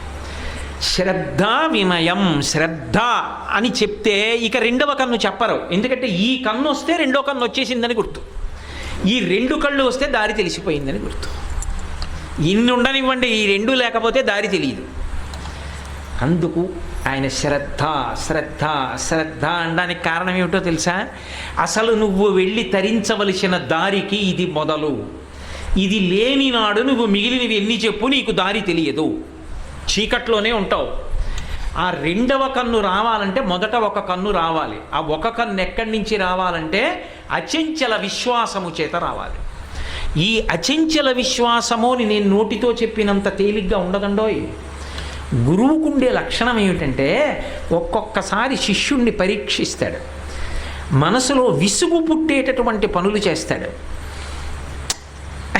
ఏంటి గురువుగారు ఇలాగా చికాగ్గా చిన్నపిల్లాళ్ళ ఇలా ప్రవర్తిస్తారు, నన్ను ఇబ్బంది పెట్టేస్తున్నారు అని ఇంటికి వెళ్ళినా కూడా విసుక్కుంటాడు. ఇంటికి వెళ్ళి విసుక్కుంటాడు, గురువుగారు ఉన్న చోటికి వస్తూ విసుక్కుంటాడు. బా ఇవాళ ఏం తినేస్తారో ఏమిటో అని విసుగు కలిగేటట్టుగా ప్రవర్తిస్తాడు గురువు. ఎందుకో తెలుసా? ఎంతవరకు నిలబడగలవు, ఎంతవరకు విశ్వాసం ఉంది? నాతో గురువు గారు ఇలా ప్రవర్తించడం వెనక ఏదో ఉంది, వారు నన్ను అనుగ్రహించడానికే చేస్తున్నారు అని నిలబడగలవా? పరిశీలిస్తారు. అందరితో సమాన స్థాయి ఉండదు. నిన్ను బాగా పైకి ఎక్కించాలనుకున్నప్పుడే అటువంటి పరీక్ష పెడతాడు గురువు. అది తట్టుకోవాలి. అందుకే ఈశ్వర పరీక్ష ఎలా ఉంటుందో గురువు పరీక్ష దేని విషయంలో ఉంటుందంటే ఆ అచంచల విశ్వాసము నీకున్నదా లేదా ఒక్క చూపు చేత గురువు నిర్ణయించగలడు. ఆయన తెలుసుకోలేడు అనుకుంటే అమాయకత్వం. ఎందుచేతనో చెప్పనా? ఉపనిషత్తుల్లో ఒక కథ ఉంది. మీరు ఎప్పుడైనా ఉపనిషత్తుల్ని వాటిని పరిశీలనం చేస్తే ఇటువంటివి మీకు ఎన్నో దృష్టాంతాలు కనపడతాయి. జాబాలి సత్యకాముడు అని ఒక మహాగురువు, మహానుభావుడు, ఎందరో శిష్యులు ఉండేవారు ఆయన దగ్గర. గురుపత్ని అన్నం పెట్టేది పిల్లలందరికీ. అందుకే గురుపత్ని అంటే తల్లి. గురుపత్నిని అమ్మా అని పిలుస్తారు. వయసుతో సంబంధం ఉండదు. 80 ఏళ్ళు వచ్చిన వాళ్ళైనా గురువుగారి భార్యని అమ్మ అంటారు. ఎందుకంటే అన్వయం అవుతుంది. గురువుగారి భార్య అమ్మే. గురువుగారి భార్య ఉన్నది అంటే అమ్మ ఉన్నట్టే. గురువుగారి భార్య చేత్తో ఏదైనా పెట్టింది అంటే అమ్మ పెట్టినట్టే. గురుపత్ని గురువుతో సమానురాలు. కాబట్టి గురుపత్ని అన్నం పెడుతోంది. గురువు అన్నం చేత పెరుగుతున్నటువంటి శరీరము ఇక మళ్ళీ పుట్టవలసిన అవసరం లేని జ్ఞానం ఇస్తున్నాడు. శిష్యులందరినీ కూర్చోబెట్టుకుని పాఠం చెప్తూ ఉంటాడు. ఎంతమంది? కొన్ని వందల మంది శిష్యులు సత్యకాముడి దగ్గర. అందరినీ కూర్చోబెట్టుకుంటాడు. కూర్చోబెట్టుకుని పాఠం చెప్తూ ఉంటాడు. చెప్తున్నప్పుడు ఉపకోసలుడు అని ఒక శిష్యుడు ఆయన వచ్చి కూర్చునేవాడు. కూర్చోగానే సహనా వబతో అని పాఠం మొదలు పెడుతూ ఇలా చూసేవాడు. ఉపకోశలుడు నువ్వు లే అనేవాడు. లేచేవాడు. ఇలా రా అనేవాడు. వచ్చేవాడు. వెళ్ళి అగ్నులు రక్షించు అగ్నిశాలలో అనేవాడు. నిత్యాగ్నిహోత్రీకుడు. త్రేతాగ్నులు ఉంటాయి 3 అగ్నిహోత్రాలు. ఆ 3 అగ్నిహోత్రాలని రక్షించి వెళ్ళు అనేవాడు. ఆ పిల్లాడు వెళ్ళి అందులో ఊక వేస్తూ ఉండాలి. సమిధాదానం అని చెప్పి సమిధలు వేస్తూ ఉండాలి. గురువుగారి శాసనం కాదు, గురువుగారి మాట సలహా కాదు, గురువుగారిది శాసనం. ఇది మీరు అది శ్రద్ధ అన్న మాటకు అర్థం. గురువుగారు ఒక మాట అన్నారనుకోండి, శాసనం. గురువుగారు పిలిచి నాన్న ఇలా చెయ్యి, ఎందుకు గురువుగారు ఆ మాట లేదు, చేసేస్తాడంతే. ఎందుకంటే గురువు శాసకుడు. నా జీవితంలో నన్ను శాసించగలిగిన వాడు ఎవరైనా అంటే గురువుగారే. రేపు నా గురువుగారు పిలిచి నీ ఉద్యోగానికి రాజీనామా చేసేయి అన్నారనుకోండి, గురువుగారు ఎలా ఉండదు, చేసేయడం అంతే. ఈ విషయం ఆ నమ్మకం ఉన్న వాళ్ళ గురించి నేను ప్రస్తావిస్తున్నాను సుమండి. ఎలా అన్నారనుకోండి, ఇంకా కొంత నలుగుడు ఉందన్నమాట, ఇంకా కొంత బాగా రాటు తేలవలసిన అవసరం ఉంది. అగ్నిశాలకి వెళ్ళిపోయాడు ఉపకోసలుడు. ఇలా ఎన్నేళ్ళు? ఒక్కరోజు పాఠం విననివ్వాల ఉపకోసలుడిని. ప్రతిరోజు పాఠం వినడానికి వచ్చేవాడు. అగ్నిశాలకి వెళ్ళు, కట్టెలు పట్టరా, ఆవులు అంటే వెళ్ళు. ఇక్కడ పాఠం అయిపోయే వరకు పాఠానికి రాకుండా పని చెప్పేవాడు. ఆయన పని చేసుకొచ్చేటప్పటికి ఇక్కడ పాఠం అయిపోయేది. ఇలా 12 సంవత్సరములు తిప్పాడు. ఓం మొదలుపెట్ల. మిగిలిన శిష్యులకి సమావర్తనం అయిపోయింది, స్నాతకం అయిపోయింది. స్నాతకము సమావర్తనము అని 2 మాటలు. స్నాతకము అంటే గురువుగారి దగ్గర విద్యాభ్యాసం పూర్తయిపోయింది అనుకోండి, స్నాతకోత్సవం అంటారు. గురువుగారు నాన్న నేను చెప్పేదంతా నీకు చెప్పేశాను రా అని చెప్పి గురుముఖత వచ్చినదేదో అదే విద్య పూర్తి చేసేసి సమావర్తనము, తిరిగి ఇంటికి వెళ్ళిపో అని ఇంటికి పంపించేస్తారు. ఇన్ని వందల మంది శిష్యులు, ఇన్ని వేల మంది అన్నీ నేర్చుకుని గురువుగారికి నమస్కారం చేసి వెళ్ళిపోతున్నారు. ఉపకోశలుడు వాళ్ళందరితో వచ్చాడు. అక్షరం మొక్క నేర్చుకోవాలి. ఎందుకని? ఉంటే అగ్నిశాలలో ఉంటాడు, లేకపోతే గురువుగారు చెప్పిన పనుల మీద తిరుగుతుంటాడు. గురువుగారు ఇటు తిరిగి అయ్యయ్యో 12 ఏళ్ళు అయిందిరా నీకు అక్షరం మొక్క నేర్పలేదు, అసలు నీకు ఎంత వస్తుందని కూడా పరీక్షించలేదు, నిన్ను అగ్నిశాలలోనే కూర్చోబెట్టాను చాలా కాలం, నువ్వు ఎప్పుడు పోని పాఠం నేర్చుకుంటానని అడగలేదు, చాలా విలంబనం అయిపోయిందిరా, పాపం వాళ్ళందరూ నేర్చుకుని వెళ్ళిపోతున్నారే అనలేదు. పోనా మాట అంటే చూడండి, ఒక మాట అంటారు, ఒక్క మాట అంటే ఓదార్పు కదండి అంటారు. అనలేదు గురువుగారు. మీరు జాగ్రత్తగా పట్టుకోవాలి, అది పరీక్ష అంటే. నీకేమైనా క్లేశం కలుగుతోందా, ఇబ్బందిగా ఉందా అని అడగడు. ఎంత నిలబడగలవో పరీక్ష చేస్తాడు. అడగలేదు గురువుగారు. శిష్యుడు చెప్పలేదు. పరమ సంతోషంగా నవ్వుతూ నిల్చున్నాడు. ఇన్ని వేల మంది వెళ్ళిపోతున్నారు, స్నాతకం చేసుకుని సమావర్తనం ఇంటికి వెళ్ళిపోతున్నారు. ఈయన అందరినీ పంపించి ఇటు చూశాడు. ఉపకోశలుడు నిల్చునున్నాడు. ఎలా? మంచి చిరునవ్వుతో సంతోషంగా నిల్చున్నాడు. గురువుగారు నాకు చెప్పలేదు గురువుగారు, మీరు గురువుగారు నన్నే బాధ పెట్టారు గురువుగారు అనలేదు శిష్యుడు. ఇలా చూసి జాబాల సత్యకాముడు అన్నాడు, ఇక్కడ నిల్చున్నావే, అగ్నిశాలకి వెళ్ళు, అగ్నులను రక్షించు అని వెళ్ళిపోతున్నాడు. గురుపత్ని తట్టుకోలేకపోయింది. ఇన్నేళ్ల నుంచి చేయిస్తున్నాడా, ఇంతమంది వెళ్ళిపోయారా, ఒక్క మాట అడగలేదా, చేతులు కట్టుకుని నిల్చున్నాడా, మనసులో అన్యభావన లేదా, చిరునవ్వు నవ్వుతున్నాడా, అయినా కూడా పాఠం చెప్పకపోగా పోన్లేరా రేపటి నుంచి నీకు మొదలెడతాను అంటలేదా, ఇంకా నిల్చున్నావే, అగ్నిశాలకు వెళ్ళి వెళ్ళిపోతున్నాడా. గురుపత్నికి కోపం వచ్చింది. ఎవరి మీద? శిష్యుడి మీద కాదు, గురువు గారి మీద, భర్త మీద కోపం వచ్చింది. తిన్నగా వెళ్ళింది.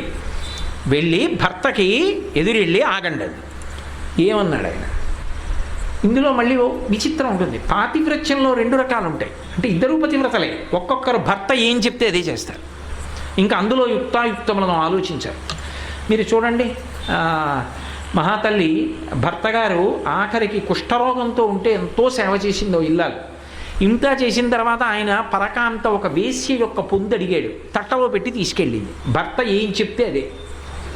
మహాపతివ్రతలు, నేనేం దోషం పట్టట్లేదు, వాళ్ళకి భర్త చెప్పింది చేయడం.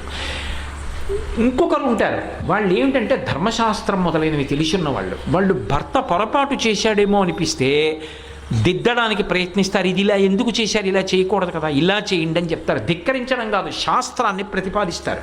సీతమ్మ తల్లి రామాయణంలో అరణ్యవాసంలో రాముడిని అడిగింది, నువ్వు అరణ్యవాసానికి వచ్చిన వాడివి ఎందుకు అనవసరంగా ధనస్సు బాణాలు తెచ్చావు, ఎందుకు రాక్షస సంహారం చేస్తానని ఋషులకి మాటిచ్చావు, ఇక్కడ అరణ్యవాసం చేసి వెనక్కి వెళ్ళిపోవడం మానేసి ఇప్పుడు రాక్షసుల్ని చంపవలసిన పని మనకేమిటి, అరణ్యవాసంలో ఇలా ప్రాణి సంహారం చేయడం మనకు అవసరమా? ఇన్ని ప్రశ్నలు వేసింది ఆవిడ. అంటే సీతమ్మ పతివ్రత కాదా? వాళ్ళు శాస్త్రాన్ని తెలుసుకుని ప్రతిపాదన చేస్తారు. కొంతమంది ప్రతిపాదన చేయరు. రెండో కోవకి చెందింది ఈ జాబాల సత్యకాముడి భార్య. ఆవిడ గురువుగారికి ఎదురెళ్ళండి. 1 రోజు కాదు, 2 ఏళ్ళు కాదు, 12 ఏళ్ళు పాఠం చెప్పలేదు. వాడు 12 ఏళ్ళు ఒక్క మాట అనలేదు.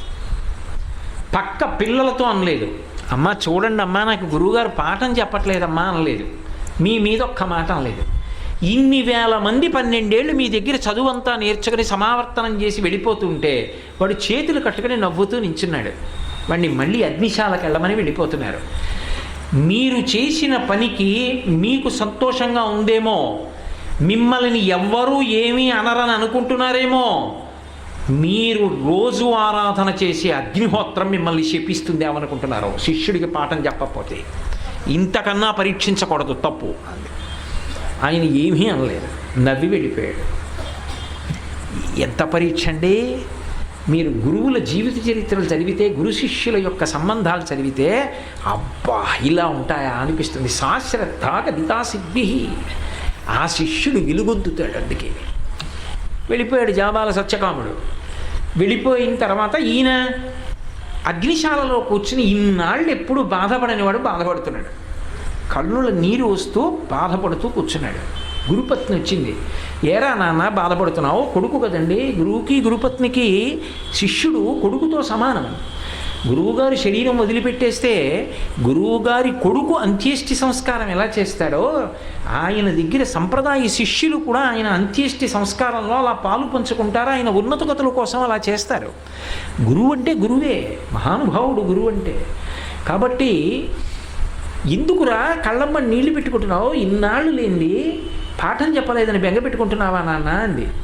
ఆయన లేచి నిలబడి గురుపత్నికి నమస్కరించి అన్నాడు, కాదమ్మా, నా కారణంగా మీ ఇద్దరి మధ్య విభేదం వచ్చిందేమో అని బెంగ పెట్టుకున్నానమ్మా అన్నాడు. ఎప్పుడూ వినలేదమ్మా మీ ఇద్దరు అలా మాట్లాడుకోవడం. నాకు గురువుగారు పాఠం చెప్పలేదని మిమ్మల్ని అగ్నిహోత్రం క్షమించదన్నారు కదా అమ్మా, మీరు అలా గురువుగారిని అడ్డం నేను చూడలేదమ్మా, నా కారణంగా గురువుగారిని అన్నారే. గురువుగారి మనసు ఎంత బాధపడుతోందో, మీ మనస్సు ఎంత బాధపడుతోందో దానికి నేను కారణం అయ్యాను కదూ, అందుకు బాధపడుతున్నానమ్మా. నాకు పాఠం చెప్పలేదని కాదమ్మా, గురువుగారు చెప్పింది చేయడం నాకు చాలమ్మా, అదే నాకు తృప్తి. అన్ని వేల మందిని ఒకలా చూసిన వాడు ఈ ఒక్కరిని వేరుగా ఎందుకు చూస్తున్నాడు గురువు?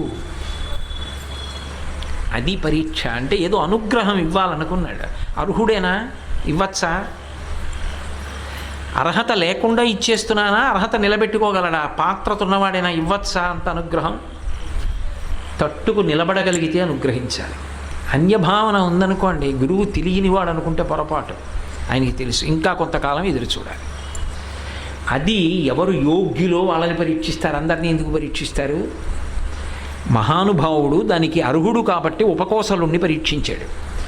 నవ్వి వెళ్ళిపోయాడు జాబాల సత్యకాముడు. ఈయన అగ్నిహోత్రానికి సేవ చేస్తున్నాడు. ఈ అగ్నులు త్రేతాగ్నులు ఉంటాయి, 3 అగ్నికుండాలు ఉంటాయి. అందులోంచి 3 అగ్నిహోత్రాల్లోంచి అగ్నిహోత్రం ప్రత్యక్షమైంది. గురే, మాకు చాలా బాధగా ఉందిరా, 12 ఏళ్ళు గురువుగారి ఆజ్ఞ ఔదల దాల్చి మాకు సేవ చేశావు, మీ గురువుగారు చెప్పలేదు, మేము చెప్పకపోతే ఎలా? మేము చెప్పేస్తాం పాఠం, నీకు కూర్చో అన్నాడు. కూర్చున్నాడు. కూర్చుని అగ్నిహోత్రాలు 3 కలిపి ఆయనకి ఆత్మవిద్య అగ్ని విద్య అని విద్యనంతటినీ కూడా అనుగ్రహించేసాయి. ఇక నేర్చుకోకర్లా చెప్పేశారు, వచ్చేసాయి అంతే. సమస్త విద్యలు వచ్చేసాయి. వచ్చేశాక వాళ్ళన్నారు ఒక చమత్కారంతో, నీకొక గురువు ఉండగా మేము గురువు ఇవ్వనిది పూర్తిగా ఇవ్వకూడదు, దీని మీద ఒక్క మంత్రం మాత్రం గురువుగారు ఇవ్వాలి, ఆయన అది ఇచ్చేదాకా ఊరుకో, తాళ్ళు, దానితో పూర్తవుతుంది. ఎందుకో తెలుసా? పూర్తిగా మేము ఇచ్చేస్తే మేము గురువుగారిని అవమానించినట్టు అవుతుంది. అప్పుడు ఆయన ఆగ్రహానికి మేము కూడా లోనవుతాం. అందుని గురువుని మేము పరీక్షించకూడదు. గురువు నిన్ను ఎందుకు పరీక్షిస్తున్నాడో మాకు తెలియదు. అలా నిలబడు, ఆ పైన ఒక్క మంత్రాన్ని ఇస్తాడు, దాంతో అయిపోతుంది నీకు విద్య అన్నాడు. గురువు ఎక్కడికో వెళ్ళిన వాడు తిరిగి వచ్చాడు. గబగబా వెళ్ళి ఉపకోసలుడు చెంబుతో నీళ్లు పట్టుకెళ్ళి గురువుగారి కాళ్ళ మీద పోసి కాళ్ళు కడుగుతారు, ఎక్కడి నుంచి అన్నా వస్తే. గబగబా వెళ్ళి కాళ్ళు కడుగుతున్నాడు. అసలు ఏమి గురు శిష్య అనుబంధం అండి! బా, తండ్రి బిడ్డలు కూడా అలా ఉండాలి, అలా ఉంటారు గురు శిష్యులంటే. కాళ్ళు కడుగుతుంటే ఆయన నవ్వి అన్నాడు, రే, నేను వెళ్ళినప్పుడు లేని తేజస్సు నీకు నేను వచ్చిన తర్వాత వచ్చింది. అది విద్యా తేజస్సు, బ్రహ్మ విద్య. ఆ తేజస్సు ముఖంలో కొట్టొచ్చినట్టు కనపడుతోంది. నీకు ఈ తేజస్సు ఎక్కడిదిరా, నేను లేనప్పుడు నీకు ఎవరైనా పాఠం చెప్పారా అని అడిగాడు. ఇప్పుడు ఉపకోసలుడు ఆలోచించాడు. గురువుగారు అగ్నిహోత్రం పాఠం చెప్పింది అన్నారు అనుకోండి, అంటే నేను చెప్పలేదు కాబట్టి అగ్ని దగ్గర నేర్చుకున్నావా అని అడగచ్చు. లేదా నేను చెప్పనిది అగ్ని ఎందుకు తొందరపడి చెప్పాడురా అంటే అగ్నిహోత్రుణ్ణి దోషిని చేసిన వాడిని అవుతాను. అందుకని ఉపకోసలుడు అన్నాడు, గురువుగారు మీరే అగ్ని రూపంలో నాకు పాఠం చెప్పారన్నాడు. ఉపకోసలుడు పరమానందపడిపోయాడు. ఒరే, ఒక శిష్యుడంటే ఎలా ఉంటాడో లోకానికి చెప్పాలనుకున్నాను, నువ్వు రా శిష్యుడు అంటే, నీది శ్రద్ధ, ఏమి నిలబడ్డావురా నా పరీక్షకి, రా కూర్చో అని బ్రహ్మ విద్యని ఆత్మవిద్యని పూర్ణ చేశాడు. దాంతో ఉపకోసలుడు మహానుభావుడు అయ్యాడు. ఆ తర్వాత వేరే విషయం అనుకోండి, ఆ చాంద్యోగ్యోపనిషత్తులో దీని మీద ఎన్నో విశేషాలు. సా శ్రద్ధ కదితా సిద్ధి, అది ఒక్క క్షణంలో రావచ్చు. ఆ నమ్మకం, ఆ విశ్వాసం గురువుగారి మీద. లేదు, గురువుగారి పరీక్షకి తట్టుకు నిలబడి రావచ్చు. ఆ తట్టుకు నిలబడడంలో ఒక్కొక్కసారి తలకిందులు అవ్వడాలు ఉంటాయి, కానీ ఊంచుకు నిలబడతారు. తర్వాత వాళ్ళు గొప్ప పాత్రత పొందిన వాళ్ళై విరాజిల్లుతారు. అది ఉపకోసల వృత్తాంతం, ఆ జాబాల సత్యకాముడి వృత్తాంతం చూపిస్తుంది. అందుకే శ్రద్ధ అంత తేలిక మాట కాదు. నీ చెప్పినవన్నీ నీకు నాటుకున్నాయి అని నువ్వు చెప్పడం కాదు, నేను చెప్పాలి. ఎవరు నిజంగా నన్ను పట్టుకున్నారో నేను చెప్పాలంటే గురువు చెప్పాలి. ఇప్పుడు చెప్పండి, బాబాగారిని వీళ్ళు పట్టుకున్నారు అని ఎవరు చెప్పగలరు? బాబాగారు చెప్పగలరు. శ్రద్ధ, సా శ్రద్ధ కదితా సిద్ధి. గురువు యందు శాస్త్రమునందు ఈ విశ్వాసము ఉంటే, అచంచలమైనటువంటి విశ్వాసం అయితే అది, అటువంటి అచంచల విశ్వాసమునకు శ్రద్ధ అని పేరు. ఆ శ్రద్ధ పరిప్రశ్నకు, శరణాగతికి దారితీస్తుంది. గురువుకి భగవంతుడికి శ్రద్ధ విషయంలో ఒక ప్రధానమైన భేదం వచ్చేస్తుంది. ఇది మీరు కొంచెం జాగ్రత్తగా పట్టుకోవాలి. అందుకే నేను ఒక నిష్పక్షపాతమైన విషయం మీకు మనవి చెయ్యాలి అంటే భగవంతుడి కన్నా మీరు ఎటు తెచ్చి అన్వయం చేయండి, గురువే గొప్పవాడవుతాడు. భగవంతుడి కన్నా గురువు గొప్పవాడు అని నేను చెప్తున్నప్పుడు నాకు ఈషన్మాత్రము సందేహము లేదు. గురువే గొప్పవాడు. ఎందుకో తెలుసా? భగవంతుణ్ణి పట్టుకునేటటువంటి మార్గాలు రెండు ప్రధానంగా ప్రతిపాదిస్తారు. ఒకటి మర్కట కిశోర న్యాయము, రెండవది మార్జాల కిశోర న్యాయము అని రెండు చెప్తారు. మర్కట కిశోర న్యాయంలో కోతిని కోతి పిల్ల పట్టుకున్నట్టుగా భక్తుడు భగవంతుణ్ణి పట్టుకుంటాడు. అందుకే ఆశ్రమ భేదాలు వస్తాయి. ఒక్కొక్క ఆశ్రమంలో ఏం చేస్తారంటే నేను భగవంతుణ్ణి పట్టుకుంటాను, అందుకని అన్నీ విడిచిపెట్టి భగవంతుణ్ణి పట్టుకుంటున్నానని పట్టుకుంటారు. అప్పుడు అది మర్కట కిశోర న్యాయం. కోతి పిల్లని కోతి పట్టుకోదు, కోతి పిల్లే కోతి కడుపుని పట్టుకోవాలి. ఎలా పట్టుకోవాలో తెలుసా? మీరు ఎప్పుడైనా చూడండి, కాఠ్మండూ లాంటి క్షేత్రాలకు వెళ్ళినప్పుడు, మైసూర్ చాముండేశ్వరి దేవాలయానికి వెళ్ళినప్పుడు బాగా కనపడుతుంది మర్కట కిశోర న్యాయం అంటే. చిన్న చిన్న పిల్లలతో కోతులు తిరుగుతూ ఉంటాయి. ఓ గోడ మీద కూర్చుంటుంది కోతి, దానికి కడుపుని పట్టుకుని ఉంటుంది పిల్ల. అమ్మ కూర్చోగానే వదిలిపెట్టేస్తుంది, వదిలిపెట్టేసి అది కూడా పక్కకు వచ్చి కూర్చుంటుంది. కోతి ఎంతసేపు కూర్చుంటుంది దానికే తెలియదు. అంటే పరమచంచలం కదా. సదామోహాటవ్యాం చరతి యువతీనాం కుచగిరౌ నటత్యాచాశాఖాస్ఫటతి జడితి స్వైరమభిత కపాలిన్ బిక్షో మే హృదయ కపి అత్యంత చపలం అంటారు శంకర భగవత్పాదులు. అత్యంత చపలం, అది ఎంతసేపు ఉంటుందో ఎవరికి తెలియదు, పరమచంచలం. ఈ కోతి పిల్ల కోతి వంకే ఇలా చూస్తూ అమ్మ గబుక్కుని లేస్తుందేమో కడుపుని పట్టుకుందామని ఏం చూడదు. అమ్మ ఇటు తిరిగి కూర్చుంటే ఇది కూడా అటు తిరిగి కూర్చుంటుంది. అమ్మ అరటిపండు తింటుంటే ఇది కూడా అరటిపండు తింటుంటుంది. చమత్కారం ఏంటో తెలుసా? కోతి దూకైపోతుంటే కోతి పిల్ల చటుక్కన అంతకన్నా ముందే కోతి కడుపుని పట్టేసుకుంటుంది. ఎలా పట్టుకుంటుందో తెలుసా? ఆ పిల్లని కాపాడడంలో కోతికి ప్రమేయం ఉండదు. కోతి కొమ్మ మించి కొమ్మ, కొమ్మ మించి కొమ్మ, గోడ మించి గోడ, ఇంటి మించి ఇల్లు దూక్కెళ్ళిపోతుంది. అది అలా దూకుతూ వెళ్ళిపోతున్నప్పుడు పడిపోకుండా పిల్లే కోతి కడుపుని పట్టుకోవాలి, ఇలా తిరగేసి పట్టుకుని ఉండాలి. కోతి పిల్లని పట్టుకోదు, పిల్ల కోతిని పట్టుకుంటుంది. భగవంతుణ్ణి అలా పట్టుకుంటారు కొంతమంది. ఆయన పట్టుకోడు మొదట్లో, వీళ్ళే పట్టుకుంటారు. సాధనలో, ఉపాసనలో అసలు జారకుండా మనసులోంచి సాధన చేసి మార్చి ఎప్పుడూ భగవంతుణ్ణి అలా పట్టుకుంటారు. అందుకే అటువంటి వాళ్ళని ఏం చెయ్యండి, వాళ్ళని ఈశ్వరుని నుంచి మీరు దూరం చేయలేరు. చెరుకు కర్రని తీసుకెళ్ళి మరలో పెట్టి తెప్పండి, కత్తి పెట్టి నరకండి, పళ్ళ మధ్య పెట్టి కొరకండి, నోట్లో నవలండి, తీపితనాన్ని ఇస్తుంది. పరమ భక్తుడైన వాడిని ఏం చేసేయండి, వాడు భగవంతుడిని వదలడు. నేను సేవింపక నాపదల్పడమని నిత్యోత్సవం బొబ్బని జనమత్రుండనని సంసార మోహంబు పైగొనని జ్ఞానము గల్గని గ్రహగతులు కుందింపని మేలు వచ్చిన రాణి అవి నాకు భూషణములే శ్రీకాళహస్తీశ్వర. లోకుల్నంగని మెచ్చని అలుగని లోలోన నిందించని చీకాకున్బడని మహాత్ముడనని జేలొగ్గని మూకీభావమునం తిట్టని త్రోయని నీ కారుణ్యము కలిగి ఉండినను అంతే చాలునో శంకర. ఓనాడు ఆయనంతటి వాడు లేడంటారు, ఓనాడు ఆయనంత పనికి మాలిన వాడు లేడంటారు. ఈశ్వర నాకు దాంతో సంబంధం లేదు, నా సంబంధం నీ ఒక్కడితో. అలా పట్టుకుంటే మార్జాల కిశోర న్యాయం అంటారు. కోతి పిల్ల కోతిని పట్టినట్టు. రెండవది అది మర్కట కిశోర న్యాయం. ఇది రెండవది మార్జాల కిశోర న్యాయం. మార్జాల కిశోర న్యాయం ఎలా ఉంటుంది అంటే పిల్లని పట్టుకున్నట్టు. పిల్లిని పట్టుకోదు, అది మ్యావ్ మ్యావ్ అంటూ ఏదో అటు ఇటు తిరుగుతూ ఉంటుంది. కానీ మగపిల్లి కొన్ని కారణముల చేత వచ్చి చంపేస్తుంది పిల్లిని అంటారు. ఆ మగపిల్లి వచ్చేస్తుందేమో, బావురి పిల్లి చంపేస్తుంది నా పిల్లలను అని చెప్పి పిల్లి ఏం చేస్తుందంటే, పిల్లి పళ్ళు చాలా పదునుగా ఉంటాయంటారు, పిల్ల అంటూ ఉంటారు. పిల్లలా మెత్తగా ఉందంటారు. వృషదంశకమాత్రసన్ బభూవాద్భుత దర్శన అంటారు వాల్మీకి మహర్షి రామాయణంలో. మెత్తటి చర్మంతో ఉంటుంది, పిల్లలా ఉన్నాడండి అంటారు పసిపిల్లల్ని. ఆ పిల్లని తన నోట ఖర్చుకుంటాడు. నేను ఇప్పుడు ఇక్కడ కూర్చుని ఇలా మాట్లాడుతున్నాను అనుకోండి, నేను నోట్లో ఏదైనా పట్టుకున్నా ఏం పర్వాలేదు, నోట్లో పట్టుకుని ఇలా కూర్చున్నాను అనుకోండి ఏం అవ్వదు. కానీ నేను నోట్లో పట్టుకొని ఒక్క దూకాను అనుకోండి, నా ప్రమేయం లేకుండా పళ్ళు గట్టిగా నొక్కుకుంటాయి దూకుతున్నప్పుడు. పిల్లని పళ్ళ మధ్య ఇలా పట్టుకుంటుంది. మనకి చూస్తే ఎలా ఉంటుందంటే చంపి తీసుకుపోతున్నట్టు ఉంటుంది, మెడ మీద అలా పట్టుకుంటుంది. కానీ పళ్ళు గుచ్చుకో, దాని కోమలమైన చర్మము దెబ్బతినదు. గోడ మించి గోడ, ఇంటి మించి ఇల్లు దూకుతూ వెళ్ళినా పళ్ళు మాత్రం నొక్కదు. అలా తీసుకెళ్ళి పిల్లి పిల్లని సురక్షిత స్థావరంలోకి మార్చేసి పెట్టి పిల్లి కాపాడుకుంటుంది. భగవంతుడు భక్తుడిని అలా కాపాడుకుంటాడు. శరణాగతి అన్నాననుకోండి, ఈశ్వరా నువ్వు నన్ను కాపాడాలి, నేను నిన్ను పట్టుకోలేను అన్నాననుకోండి, అప్పుడు పిల్లని పట్టుకున్నట్టు ఈశ్వరుని పట్టుకుంటాడు శరణాగతి చేస్తే. రెండింటిల్లో ఒకటే మార్గం. మార్జాల కిశోర న్యాయం, మర్కట కిశోర న్యాయం. గురువు గారి విషయంలో శిష్యుడికి మార్జాల కిశోర న్యాయమా, మర్కట కిశోర న్యాయమా? గురువు గారిని కోతిని పట్టుకున్నట్టు పట్టుకోవాలా, గురువు గారు శిష్యుడిని పట్టుకోవాలా?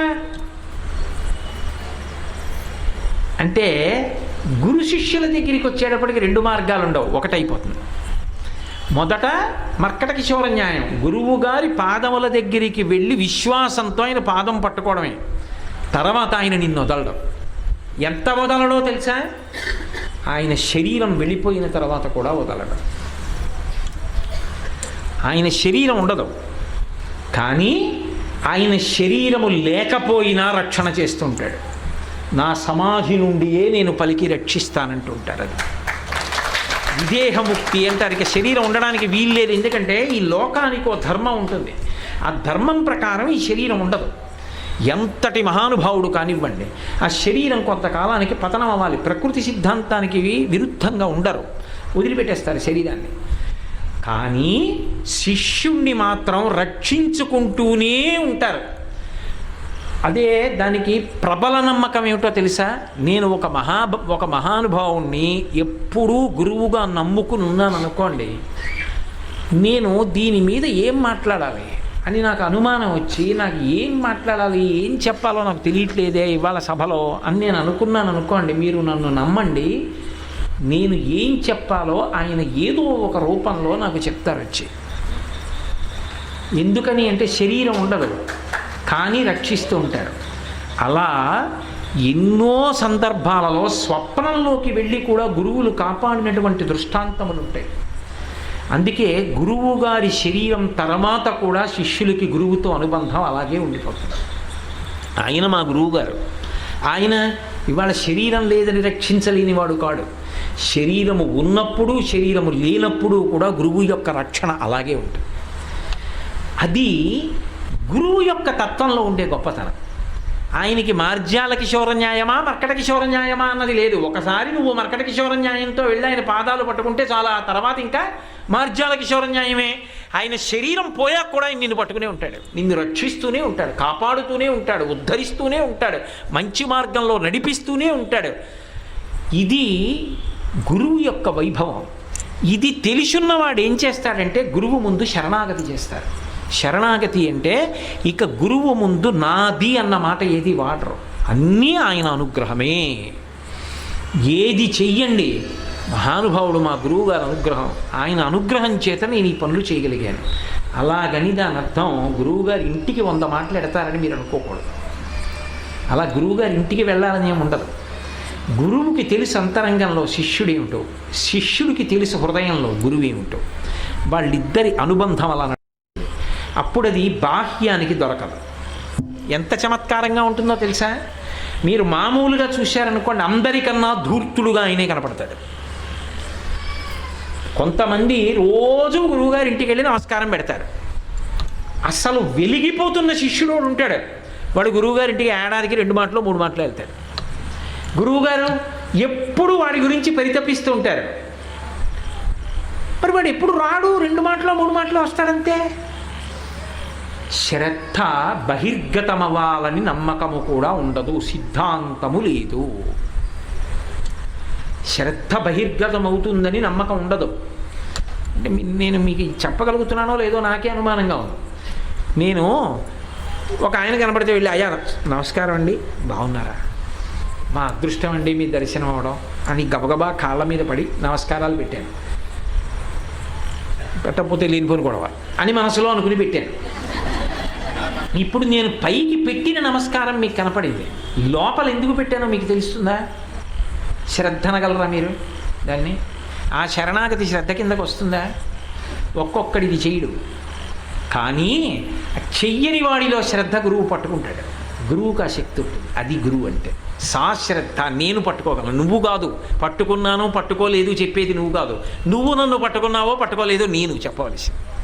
గురువు వైపు నుంచి ఎడుతుంది తీర్పు. అంతేగాని నేనండి పట్టుకున్నది కాదు, నువ్వేరా పట్టుకున్నది అని గురువుగారు చెప్పాలి. నేను మీకు ఒక ఉదాహరణ చెప్తా. శృంగగిరి పీఠాధిపత్యం వహించారు మహాపురుషులు. ఇప్పుడున్నారే భారతీతీర్థ మహాస్వామి, ఆయన ముందున్నటువంటి వారు భారతీతీర్థ మహాస్వామి వారి గురువు గారు అభినవ విద్యాతీర్థ మహాస్వామి. అభినవ విద్యాతీర్థ మహాస్వామి వారు ఒకప్పుడు దక్షిణ దేశంలో యాత్ర చేస్తున్నారు. ఆ దక్షిణ దేశ యాత్ర చేస్తున్నటువంటి సమయంలో ఆయన చంద్రమౌళీశ్వరారాధన చేస్తున్నారు. సాయంకాలం వేళ చేస్తుంటే ఒక వ్యక్తి పెద్ద గొడవ పడుతున్నాడు బయట.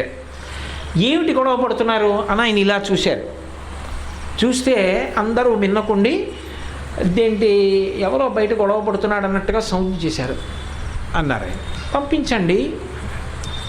అతను బూట్లు వేసుకున్నాడు, ప్యాంట్ వేసుకున్నాడు, చొక్కా వేసుకున్నాడు. గురువుగారి దర్శనానికి ఎడతానంటాడు చంద్రమౌళీశ్వరారాధన. ఆయన పీఠాధిపతి, వెళ్ళొచ్చా? సాధారణ నియమం కుదురుతుందా? పైన చొక్కా బనీను లేకుండా ఉత్తరీయం నడువు కట్టుకుని వెళ్ళాలి. బూట్లు వేసుకుని గురువుగారి దగ్గరికి వెళ్ళి చంద్రమౌళీశ్వరారాధనకి. ఆయన ఇలా అన్నారు. ఆయన్ని తీసుకొచ్చారు. ఆయన వచ్చి ఇలా నించున్నాడు. ఇలా చూశారు అభినవ విద్యాతీర్థ మహాస్వామి. ఇలా అనలేదు. చంద్రమౌళీశ్వరుడికి ఇలా అనలేదు. అలా కాసేపు నించున్నాడు, వెళ్ళిపోయాడు. మరునాడు మళ్ళీ వచ్చాడు. చంద్రమౌళీశ్వర ఆరాధన అవుతుంది. ఇప్పుడు పంచె కట్టుకున్నాడు, ఉత్తరీయ నడువు కట్టుకున్నాడు, బొట్టు పెట్టుకున్నాడు, వచ్చాడు. ఇవాళ బాగా మారి వచ్చాడే మనిషి, సంతోషించారు అందరూ.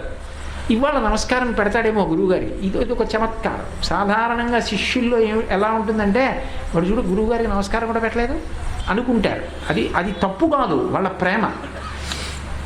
వచ్చి అలాగే నించున్నాడు. గురువుగారు చూశారు ఇలాగా. ఇతను నమస్కారం పెట్టలేదు, ఇలాగే చూస్తూ నించున్నాడు.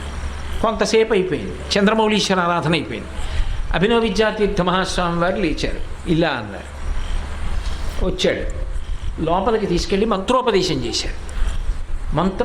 ఎవరు? పీఠాధిపతులు. ఉపదేశం తీసుకున్నాడు గురువుగారి దగ్గర.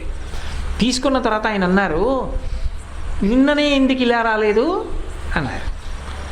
అంటే మీ వాళ్ళు రానివ్వలేదు, నన్ను అడ్డు పెట్టారు, మీరు నిన్న రాత్రి కలలో చెప్పారు కదా, అందుకని ఇలా వచ్చాను అన్నాడు. అతనికి శ్రద్ధ అటువంటిది. అతనికి అభినవ విద్యాతీర్థ మహాస్వామి వారి మీద ఉన్న గురి అటువంటిది. అది ఎలా తెలుస్తుంది బయటికి? నేను ఇప్పుడు చెప్పిన దాన్ని బట్టి అయితే మీరు కాదు నేనైనా ఏమంటాం? అదేమిటండి బూట్లతో వెళ్ళడం ఏంటండి, నమస్కారం పెట్టడం ఏంటండి? ఒక్కొక్కసారి శ్రద్ధ పైకి దొరకదు, అతనికి తెలియదు అంతే. కానీ శ్రద్ధ తక్కువ మాత్రం కాదు. దిద్దారు, కల్లోకి వెళ్ళి చెప్పారు, ఇలా రాకు అని చెప్పారు, అలా వచ్చాడు. అతను ఇలా అనడు, కానీ అతనికి ఉన్నంత భక్తి, అతనికి ఉన్నంత నమ్మకం అక్కడున్న ఎవరికి లేవని గుర్తు. తీసుకెళ్ళి ఉపదేశం చేసి పంపించారు. ఎవరికి తెలుసు మౌనంగా ఈ విషయం? ఒక్క గురువుకి తెలుసు. ఎలా తెలుసు? గురువు కనుక తెలుసు, అంతే. శిష్యుడి హృదయాన్ని పట్టుకోలేని అమాయకుడు గురువని మీరు నిర్ధారణ చెయ్యలేరు. శిష్యుడిని ఎలా ఉద్ధరించాలో తెలియని వాడు గురువు కాడు.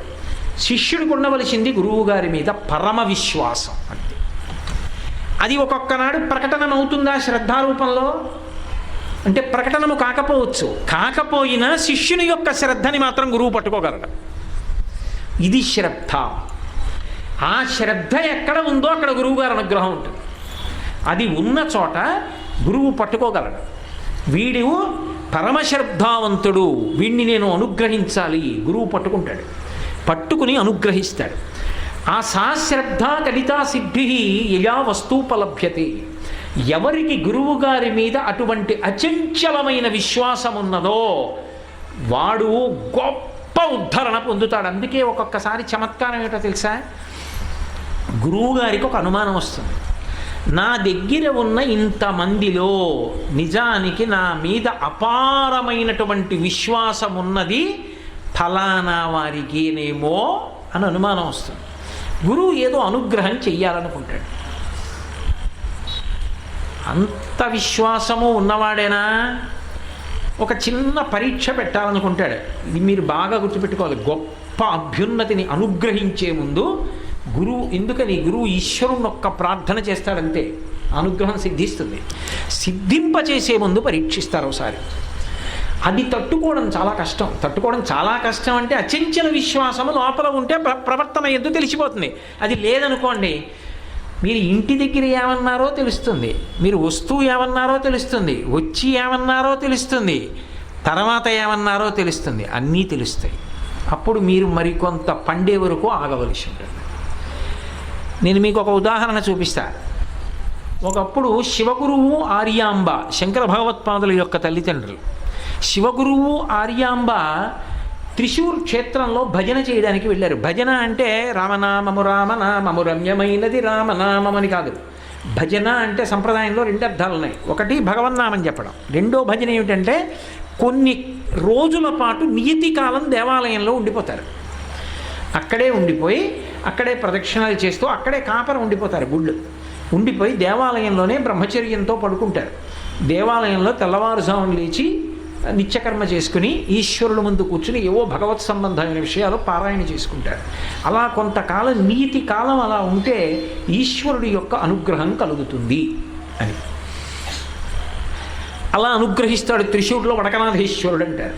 ఆయన అనుగ్రహిస్తాడు. ఆ నమ్మకంతో వెళ్ళారు. శివగురువు ఆర్యాంబ బిడ్డలు లేరు. భజన చేశారు. అప్పటికి 40 రోజులు 42 రోజులు దాటిపోయింది. శివుడు ఏం కనపడలేదు వాళ్ళకి, ఎక్కడ ఏమీ సాక్ష్యం కనపడలేదు. అనుగ్రహిస్తున్నాడు. శివగురువు ఆర్యాంబ దగ్గరికి వచ్చాడు. వచ్చి అన్నాడు, ఏమో లోకంలో చెప్పుకుంటారు త్రిశూరు వచ్చి పరమశివుణ్ణి భజన చేస్తే కొంతకాలం పాటు అనుగ్రహిస్తాడంటారు. కానీ నాకు ఆ జాడ ఏం కనపడలేదు. అవన్నీ ఏదో అభూత కల్పన. ఇక్కడికి వచ్చేంత చేసినా కూడా నాకేం కనపట్టలేదు అటువంటి ఆధారం అన్నాడు. వెంటనే అరక్షణం ఆలోచించకుండా ఆర్యాంబంది, నో దేవతాను జడిమా జడిమా మనుష్యే అన్నాడు. ఎంత మాట అన్నారు? సాక్ష్యం కనపడలేదా అంటే మన ఎందేదో దోషం ఉంది అనుష్ఠానంలో, ఈశ్వరుని ఎందు కాదు. అది దిద్దుకోవాలి. మీకు అనుమానం వచ్చింది, కాదు మన తపస్సు సరిపోలేదు, ఇంకా చెయ్యాలి. ఏమో ఎంత ఫలితం ఇద్దామనుకుంటున్నాడో దానికి తగ్గ తపస్సు పూర్తి అవ్వలేదన్నమాట. 42 రోజులకి సరిపోలా. ఇంకా ఎంత చెయ్యాలో అంత గొప్పవాణ్ణి కడుపులోకి పంపించాలంటే. కాబట్టి నో దేవతాను జడిమా జడిమా మనుష్యే శ్రద్ధకి పరాకాష్ట ఆర్యాంబ.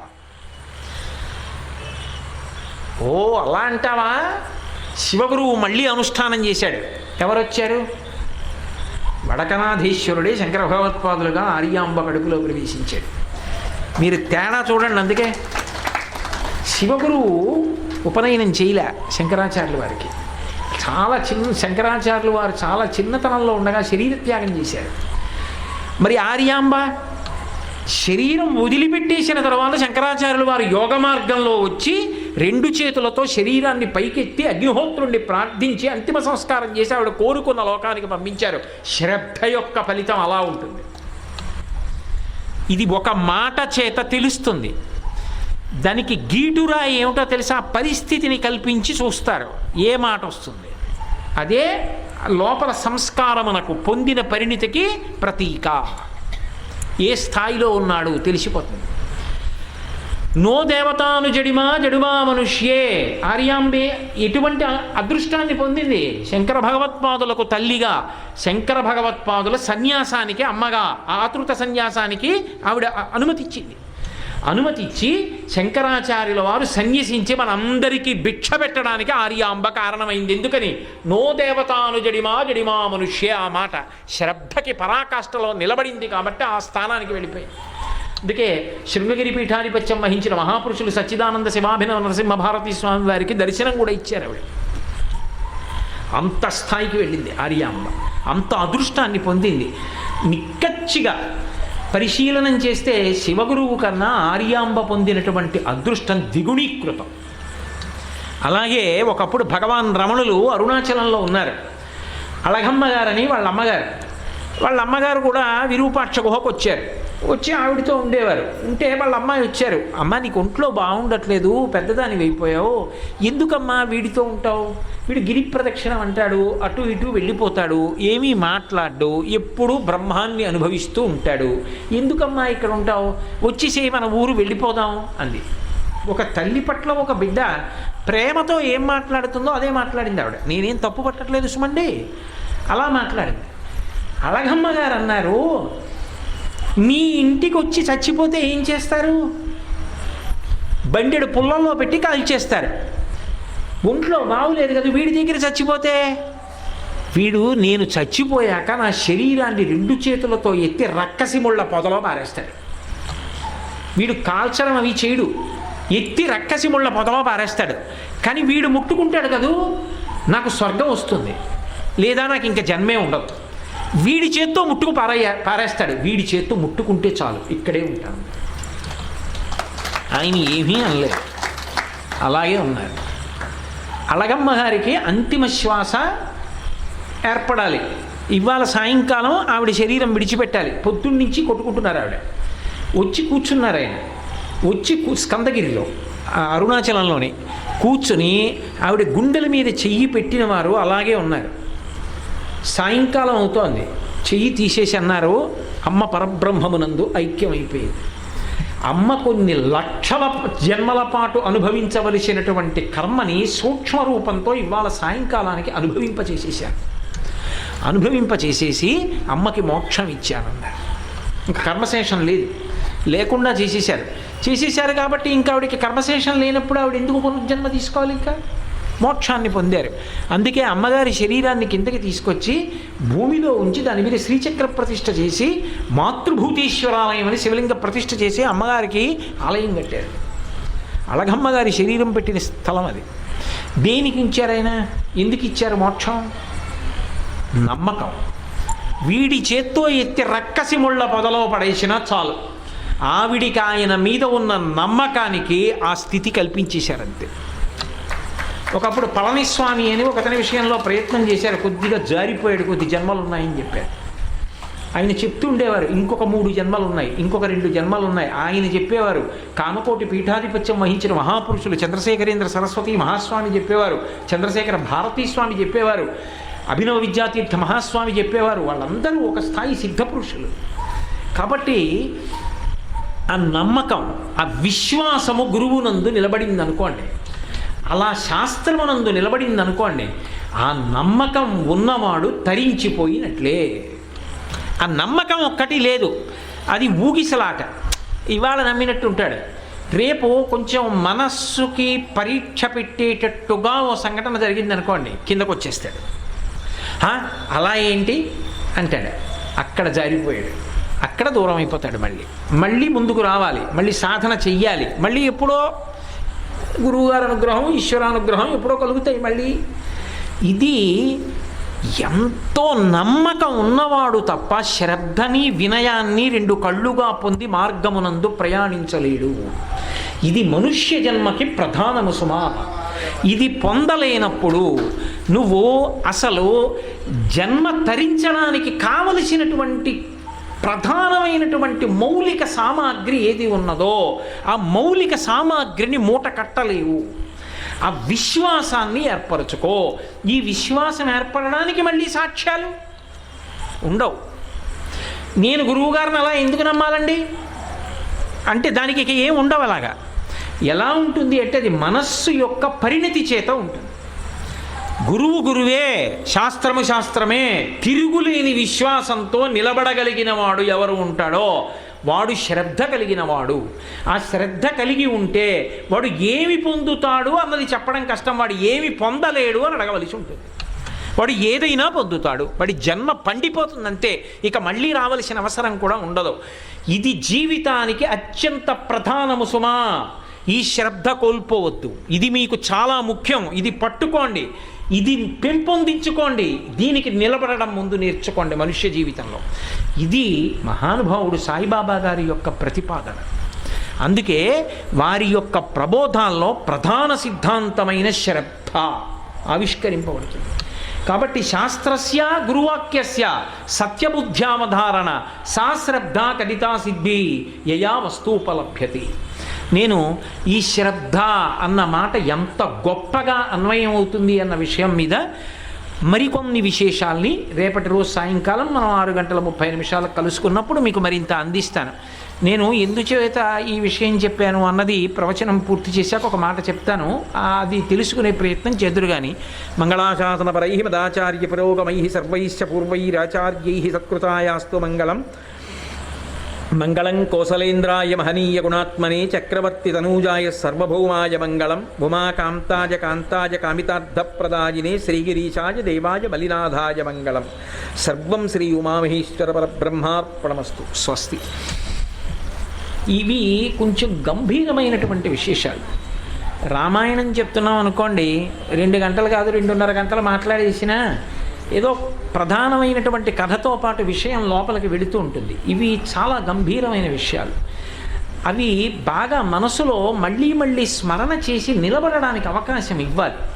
అంతే తప్ప ఏదో సిలబస్ పూర్తి చేసినట్టుగా మాట్లాడకూడదు. ఒక్క మాట మనసులో నాటుకున్న మహానుభావుడి యొక్క ఆ అనుగ్రహానికి మనం పాత్రలు అవుతాం. అందుకే నేను టైంతో కాదు నిమిత్తం, విషయాన్ని మీకు అందించడంలో నేను కృతకృత్యుణ్ణి కావాలి. ఇంత కష్టపడి ఇంత ప్రాంగణాన్ని నిర్మించినందుకు ఏ లోకంలో ఉన్నా దానివల్ల సుబ్బారావు గారు సంతోషాన్ని పొందుతారు. అందుకే నేను ఇవాళ 1 గంటన్నర పైచిలకు 1 గంట 40 నిమిషాలు మాత్రమే చేశాను తప్ప 2 గంటల వరకు వెళ్ళలేదు. అది కారణం. రేపు మళ్ళీ 6:30 కలుసుకున్నప్పుడు నేను ఈ శ్రద్ధ సహనము మధ్య ఎందుకు ఊగిసలాటలు వస్తాయో, ఎలా ఊడ్చుకోవాలో, ఏమిటో దాని విశేషం అన్న దాని మీద ఆయన మాట్లాడించినంత మేర మాట్లాడడానికి ప్రయత్నిస్తాను. స్వస్తి.